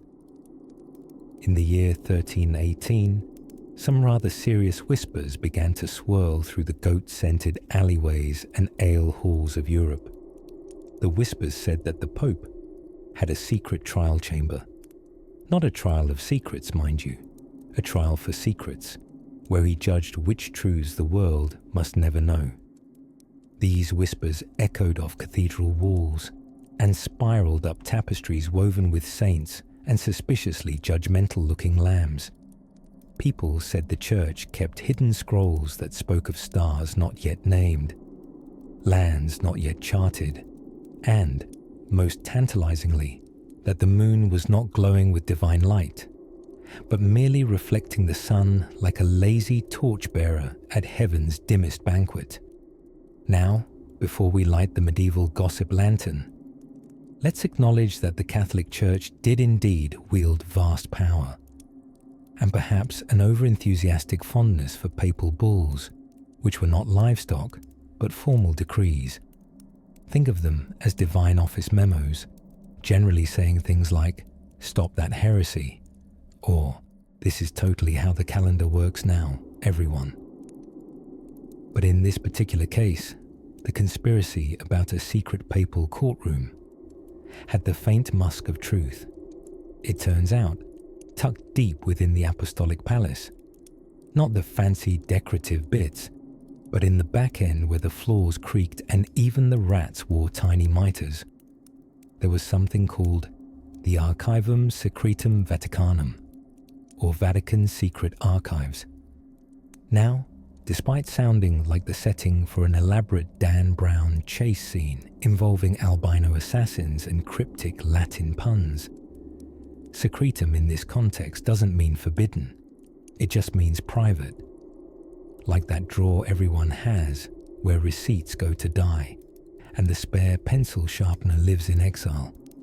But in medieval Europe, public and private lines were as blurry as a monk's eyesight after 6 hours of copying psalms by candlelight, in Latin, backward. It wasn't entirely paranoia then, that many believed there were ideas too radical, too dangerous for parchment and peasant alike. And in a way, some of those suspicions bore fruit. In the 14th century, a bright-eyed friar named Roger Bacon, not to be confused with Sir Francis Bacon, who came later and was generally less friary, proposed that the Earth was a sphere. Not revolutionary now, but at the time, half the neighbourhood considered Bacon a heretical meatball. He also suggested that people might one day use mechanical devices to fly, navigate the seas without stars, and speak to each other across vast distances without shouting. His predictions were shelved somewhere deep in monastic drawers labelled, unlikely, and then quietly forgotten, until centuries later, when ships crossed oceans, radios whispered across continents, and one entirely confused Italian man in a hot air balloon waved apologetically to a cow from several hundred feet up. But here's a more curious morsel.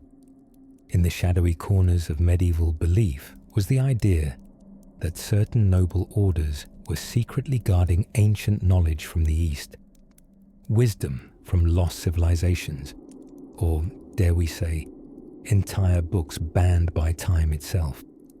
Enter the Knights Templar. Ah yes, the monks with swords, the bankers of Jerusalem, and unwitting stars of every third conspiracy theory since the invention of candlelight. By the early 1300s, the Templars had grown richer than most kings, and perhaps more dangerously, more beloved by the public, which became an expensive problem for King Philip IV of France, who, coincidentally, had the financial, planning skills of a sleepy llama and owed a truly embarrassing amount of money to the Templars. So naturally, Philip suggested, not very politely, that the Templars were heretics, devil worshippers, and, gasp, might be hiding sacred relics like the Holy Grail, or the severed head of John the Baptist that could talk, apparently. Because nothing says courtroom drama like prophetic disembodied heads. Now, centuries later, while there's no hard evidence for any demonic relics or whispering skulls, what was true, very whisper true, was that the Templars were indeed hiding information, not supernatural treasures, but financial books. See, they had developed early forms of international banking, complete with secret codes and transferable credit slips, the medieval version of Venmo, only with more calligraphy. When Philip raided their properties, he found not treasure chests, but documents, proof the order had quietly redefined how money could move without metal changing hands. That idea, at least as dangerous to kings as any enchanted goblet, had to be stamped out, or at least discredited with enough accusations of goat-kissing to keep them from running a bank ever again. So maybe the real medieval conspiracy isn't that secret knowledge was hoarded or lost. It's that some of it was censored not for being false, but for being inconveniently accurate. But don't worry, there's still plenty of mystery where that came from. In the entrance to an old English abbey, under stone worn by the shuffling sandals of centuries of monks, a hidden chamber was once discovered. It smelled of damp incense and suspiciously of fish, but the truth it concealed, well, that's its own story. During the reign of King Charles VI of France, otherwise known endearingly as Charles the Mad, there were curious whispers, not merely about his psychiatric episodes, but something rather more alchemical in nature. Rumours of a secret book said to contain enchanted medical treatments and recipes for immortality, hidden deep beneath the royal palace. Now, as Black Plague and peasant revolts danced their deadly minuet outside the gates of Paris, one might expect the court to focus on minor concerns like survival. But no, the elite were far more fascinated by the possibility that there was, locked somewhere beneath their feet, a magical tome written by either angels, time travelers, or a monk who really ought to have laid off the mouldy cheese. The story goes that a monk named Arnaud de Villeneuve, alchemist, physician, and full-time conspiracy magnate, created a work so powerful it had to be buried beneath the Louvre, back when it was still a fortress, rather than a photo op for folks holding up Eiffel Tower keychains. Arnaud allegedly wrote of a crystalline hum one could hear in the purest gold, and how certain constellations, when aligned just right over Paris, would awaken lost powers. His ideas were dismissed at the time as heretical quackery, though, rather paradoxically, he was still invited to many royal dinners. Royal archives held a quiet little reference to the so-called Livre des Vérités, the Book of Truths, mentioned precisely once by Queen Isabeau of Bavaria, who claimed it had been too heavy for a man to carry, yet light as air on the soul. That could have been metaphor, or it could have been medieval sleep deprivation mashed with fermented pear wine. Hard to say. Now, here's the twist that makes this conspiracy theory blink its way into the realm of real. In 1905, during renovations to extend the Louvre's basement facilities, because every great museum deserves a good underground, construction workers stumbled across what at first appeared to be a series of structural columns. Upon closer inspection, they were hollow recesses, some empty, others filled with centuries-old sealed scroll tubes. Most crumbled at even a whisper of movement, but one scroll survived. It contained not a manual for eternal life or glowing planets, but a surprisingly precise anatomical text, mixed in with astrological charts, coded phrases in Latin and Old Occitan, and a recipe for what appears to be an antiseptic compound more effective than anything Europe had produced until the 19th century. Carbon dating placed it in the early 1400s, and no one could conclusively explain how someone got the chemistry right.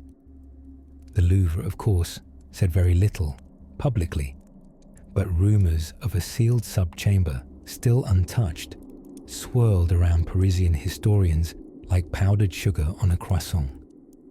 Now, was it the Book of Truths? No flashing lights or immortality confirmed, but knowledge buried for half a millennium, clearly authored by someone with advanced understanding for the time, and shielded beneath one of the most fortified buildings in medieval France. Let's just say it wasn't not the book, but in true medieval irony, even the possibility of this book being real didn't cause widespread panic or inspiration. Instead, Parisian nobles at the time went on debating whether owls were unlucky and if goats were spying on them for the Pope. Because that's the thing about truth in the medieval world. It was never quite as fashionable as a good superstition. Still, the discovery quietly shifted how historians viewed some of the more esoteric court physicians and monkish scholars of the 14th century. Perhaps they weren't just sniffing herbs for fun. Maybe, just maybe, some knew more than we ever imagined, scribbling it all down in ink with names like Elixir Manuscript A3, just to keep the rest of us guessing. So the next time you wander through a centuries-old museum or crack open a book that smells faintly of Gothic candle smoke, ask yourself, what knowledge was buried, not because it was false, but because no one could quite believe it? And with that thought warming like a candle in the dark, let us wander closer to another, Whispered Tale, a tale of royal bees, clandestine spies, and a surprising obsession with wax. The medieval season of royal paranoia was in full bloom, and no one bloomed quite like King Charles VI of France, better known to his advisors, and possibly his furniture, as Charles the Mad. Now, that nickname might sound a touch uncharitable, like calling a haunted castle mildly creaky. But to be fair, Charles once insisted he was made of glass. Not in a poetic, emotionally fragile way, No, he genuinely believed he was composed of shatterable crystal and begged his attendants to pad his clothes with iron rods to keep him from breaking. Yet even a monarch made of metaphor and mental episodes could accidentally stumble over a truth now and then. You see, Charles wasn't alone in feeling like strange forces were conspiring against him. While much of his court thought bewitched breezes and moon-snatched brains were to blame, some of his accusations, flung like royal custard at the luncheon table, were less a product of madness and more a case of painfully accurate intuition. Enter the mysterious case of the Court of the Toad. Now, the average medieval conspiracy theory typically included at least one of the following: secret cults, demonic symbolism, and toads. The Court of the Toad ticked all the boxes with rare toady enthusiasm. According to hushed whispers in 1390s Paris, a loose confederation of dark magicians, disillusioned alchemists, and slightly annoyed monks had gathered secretly, swearing loyalty not to the king, but to, get this, a giant metaphysical toad believed to dwell beneath Notre Dame Cathedral. Ludicrous? Absolutely. But as with most deliciously absurd medieval tales, dried truth clung to the bones like yesterday's gravy. Behind the amphibian imagery sat something rather more sinister. The Toadian iconography was code, alchemical slang among certain disgruntled aristocrats who dabbled in forbidden sciences.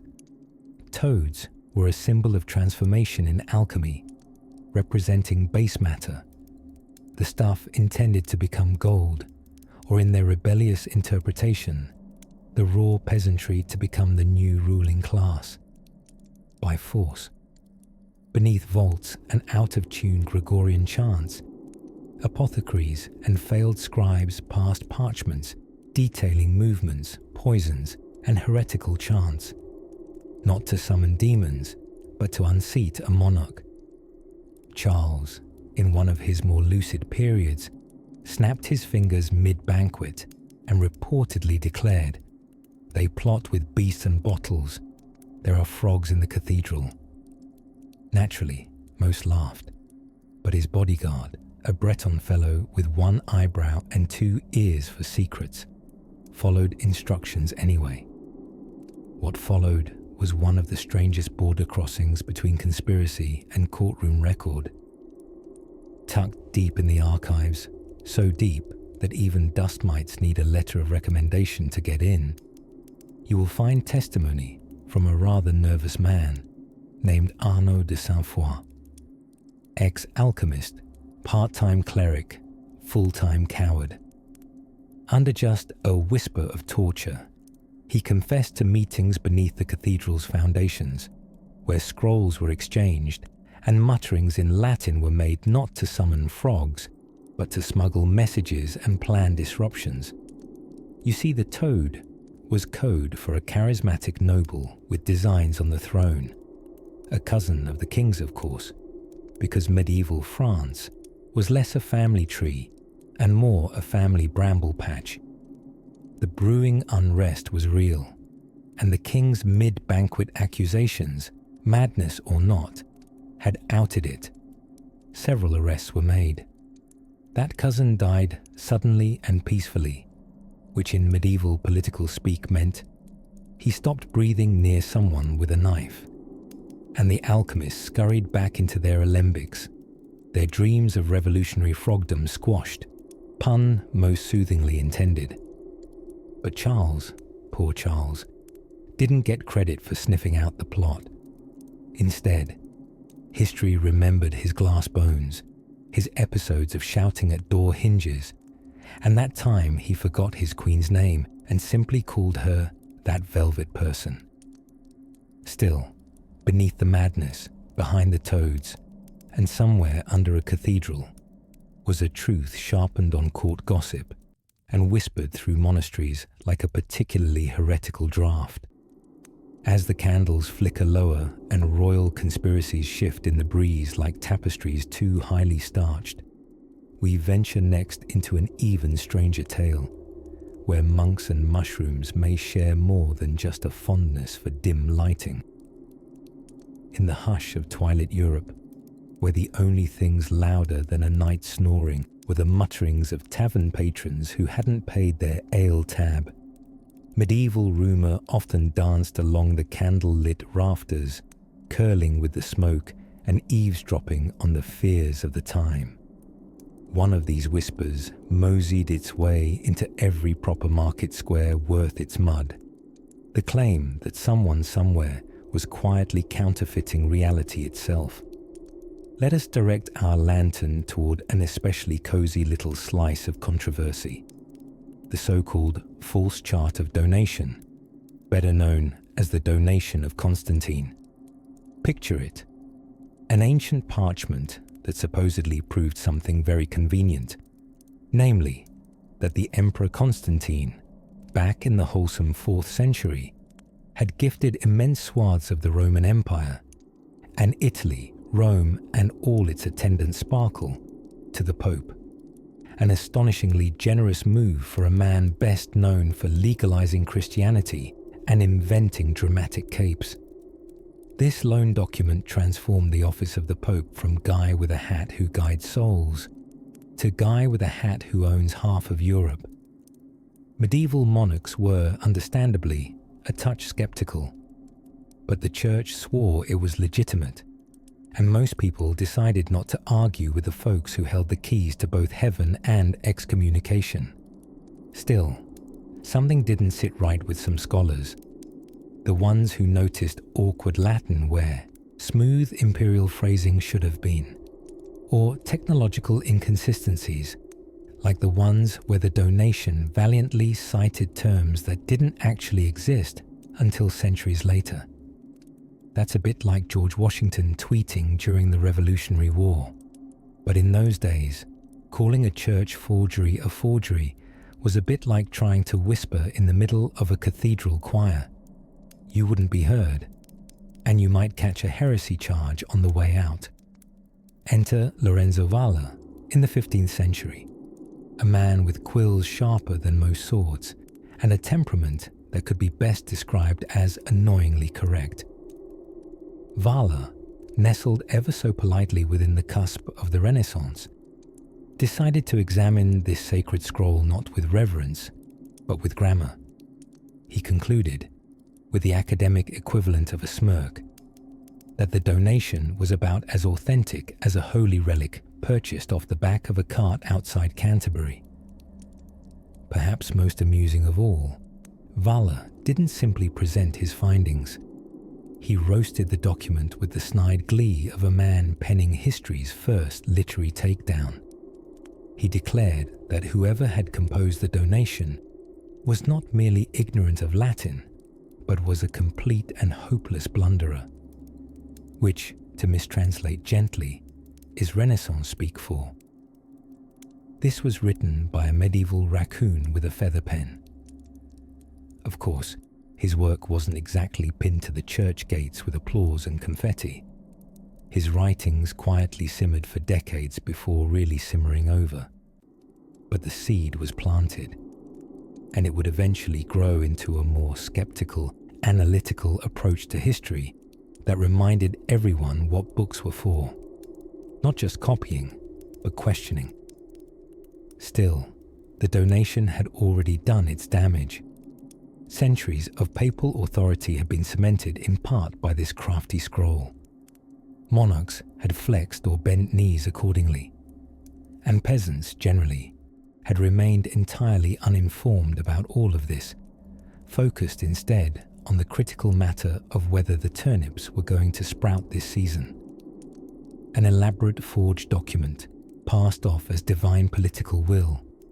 It sounded like conspiracy theorist catnip, but oddly enough, the theory that the church had fabricated such a text was once considered fringe, even dangerous, until it turned out to be true.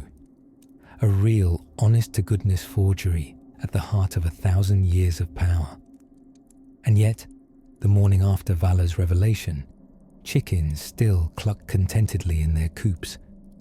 Monks still hummed over their manuscripts, And somewhere, a scribe probably still sneezed into a parchment and tried to pass it off as intentional ink work. Even in the face of true conspiracies, the world had a stubborn habit of carrying on. Muddled, mysterious, and magnificently mundane. And while the donation of Constantine faded into the dusty cabinet of historical embarrassments, it whispered one final truth. Sometimes reality wears a costume stitched together by human ambition, wishful thinking, and suspicious Latin. But our tale is far from over. For just beyond the next meadow of memory, a different conspiracy lingers. One that curled through castle corridors and whispered through royal keyholes. Something about a missing child, a wooden tower, and a crown that sat too lightly on its wearer's head. In the gently flickering candlelight of 14th century Bruges, where every alleyway seemed to whisper secrets in cobblestone syllables, an unsettling rumour swirled among the townsfolk that cats, yes, little whiskered nap champions, were plotting with the devil himself. Now, before we rush to conclusions or begin side-eyeing domestic tabbies sprawled across our pillows, let's understand how such a preposterous theory gained traction. You see, in the murky tapestry of medieval superstitions, felines, especially black ones, were often caught in the crossfire of theological paranoia.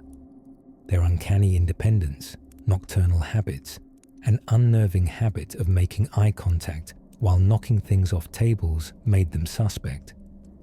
Surely, people thought, no creature that proud of its own tale could be entirely holy. So when stories reached the ears of Philip the Fair of France, a monarch who wielded paranoia with the same enthusiasm as a mace, it began to snowball. Philip, already deep into a conspiracy theory rabbit hole of his own making, having recently orchestrated the downfall of the powerful Knights Templar, latched onto this feline frenzy. According to whispered tales, black cats weren't merely unlucky. They were Satan's preferred spies, slipping through alleys with parchment paws, delivering tiny demon memos between witches. And so began one of medieval Europe's lesser-known, but entirely catastrophic purges. In some regions of France and the Low Countries, cats were rounded up and most unnervingly thrown from towers on feast days, a grim performance meant to drive out evil. The poor creatures never had a chance to explain themselves. Not that medieval justice was known for hearing both sides. But here's the thing. Some of the towns that purged their local cat populations began experiencing a significant uptick in a far less furry problem: rats. With whiskered predators out of the picture, the rodent working class seized the moment. They joyfully held squeaky council beneath floorboards, gnawed through granaries, and flung a proper pestilential party. One could say nature came preloaded with pest control software, and humanity, in its infinite wisdom, had just uninstalled it. Enter, tragically, the bubonic plague. Now, it's a stretch to say the cat purges directly caused the Black Death. The disease was largely carried by fleas hitching rides on black rats, not cats. But diminishing the natural balance certainly didn't help. It's like banning umbrellas in a rainy city. Sooner or later, everyone gets wet. Cities with healthier cat populations fared marginally, better in rodent control, though the difference might have been too subtle for contemporary observers still convinced the real culprit was divine wrath. Or perhaps the Jews, or comets, or unchaste thoughts during Lent. You know, science. And here's the peculiar stitch. Centuries later, when the dusty manuscripts were consulted and patterns traced, historians began to suspect that, for all the superstitions, cats had been innocent victims of a very real conspiracy, just not the one the townsfolk imagined. the true culprits, ignorance, fleas, and the all-too-human habit of pointing paws before peering inward. Thus blooms the ironic twist.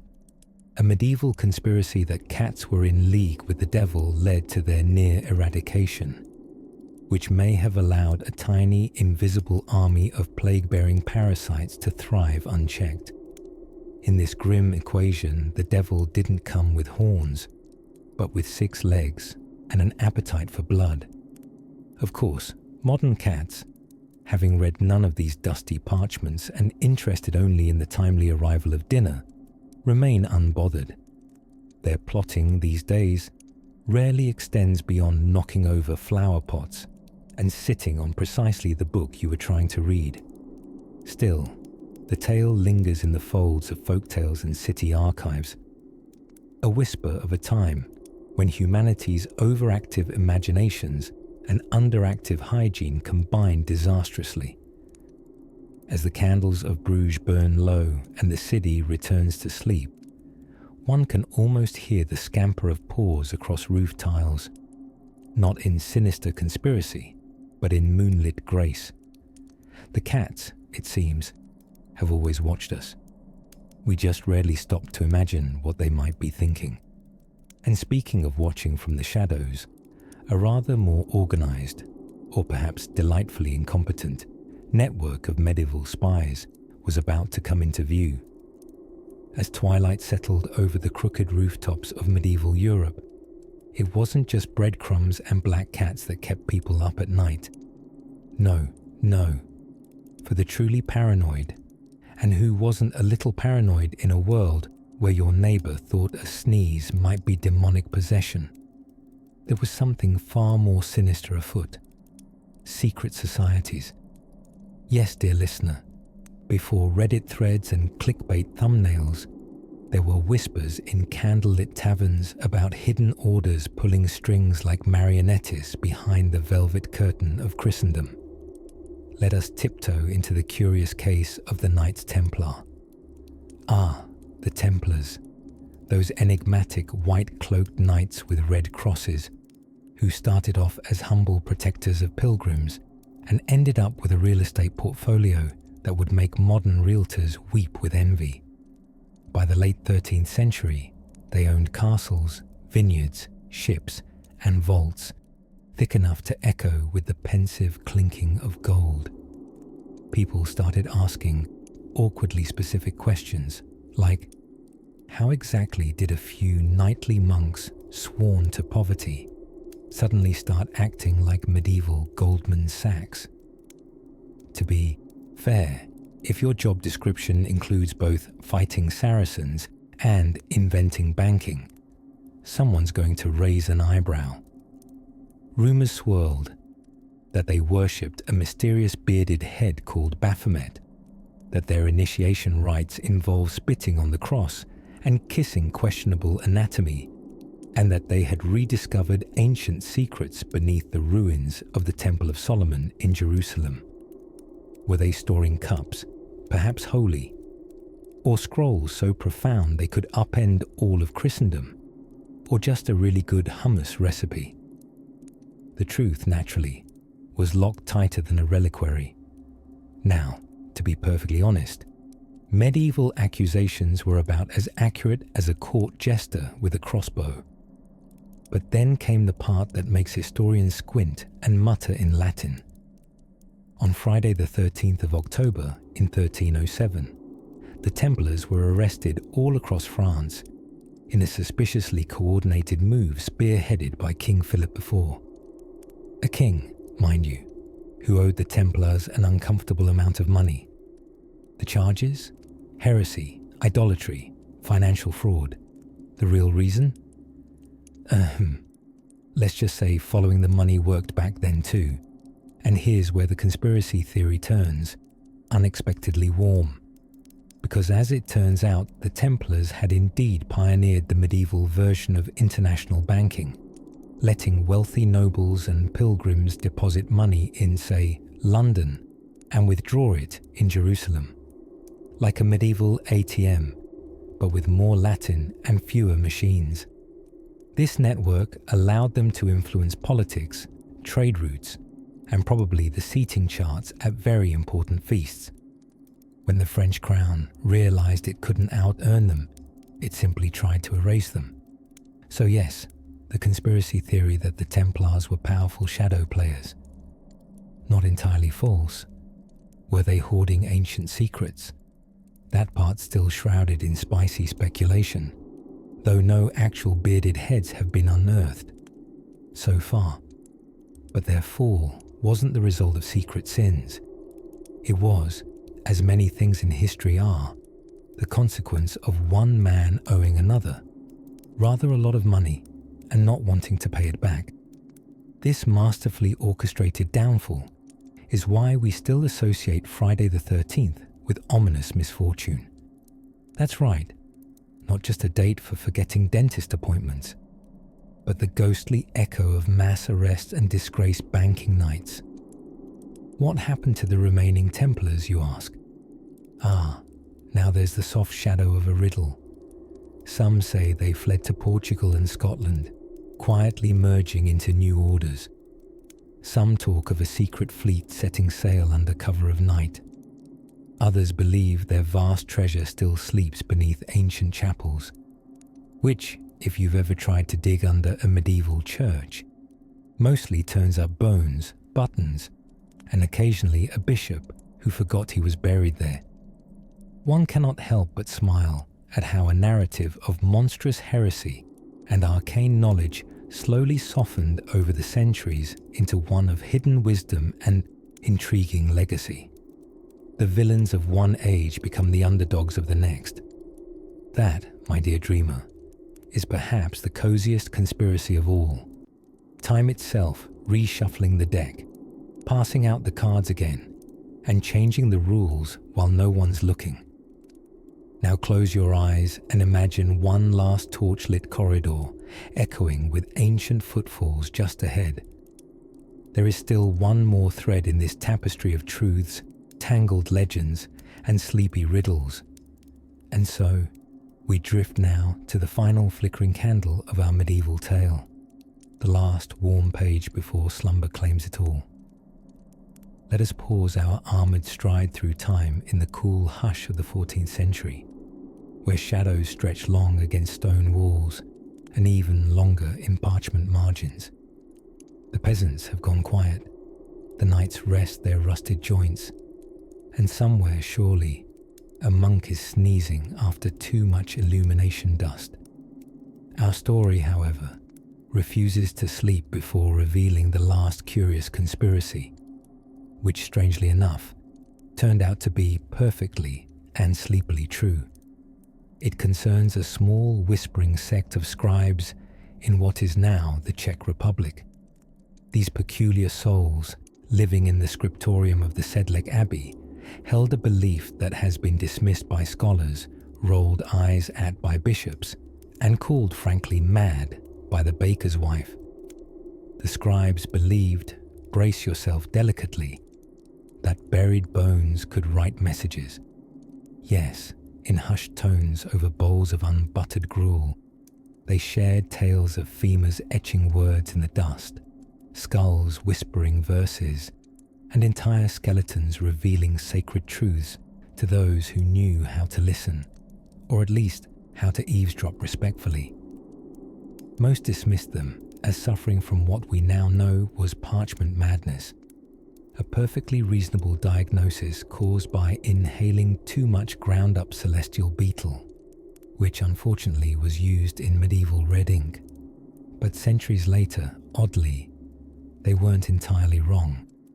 In 1870, when the Sedlec ossuary, yes, the same place where these whisper-chasing scribes once worked, was being properly arranged into its frankly disturbing decorative flair, an eerie discovery was made.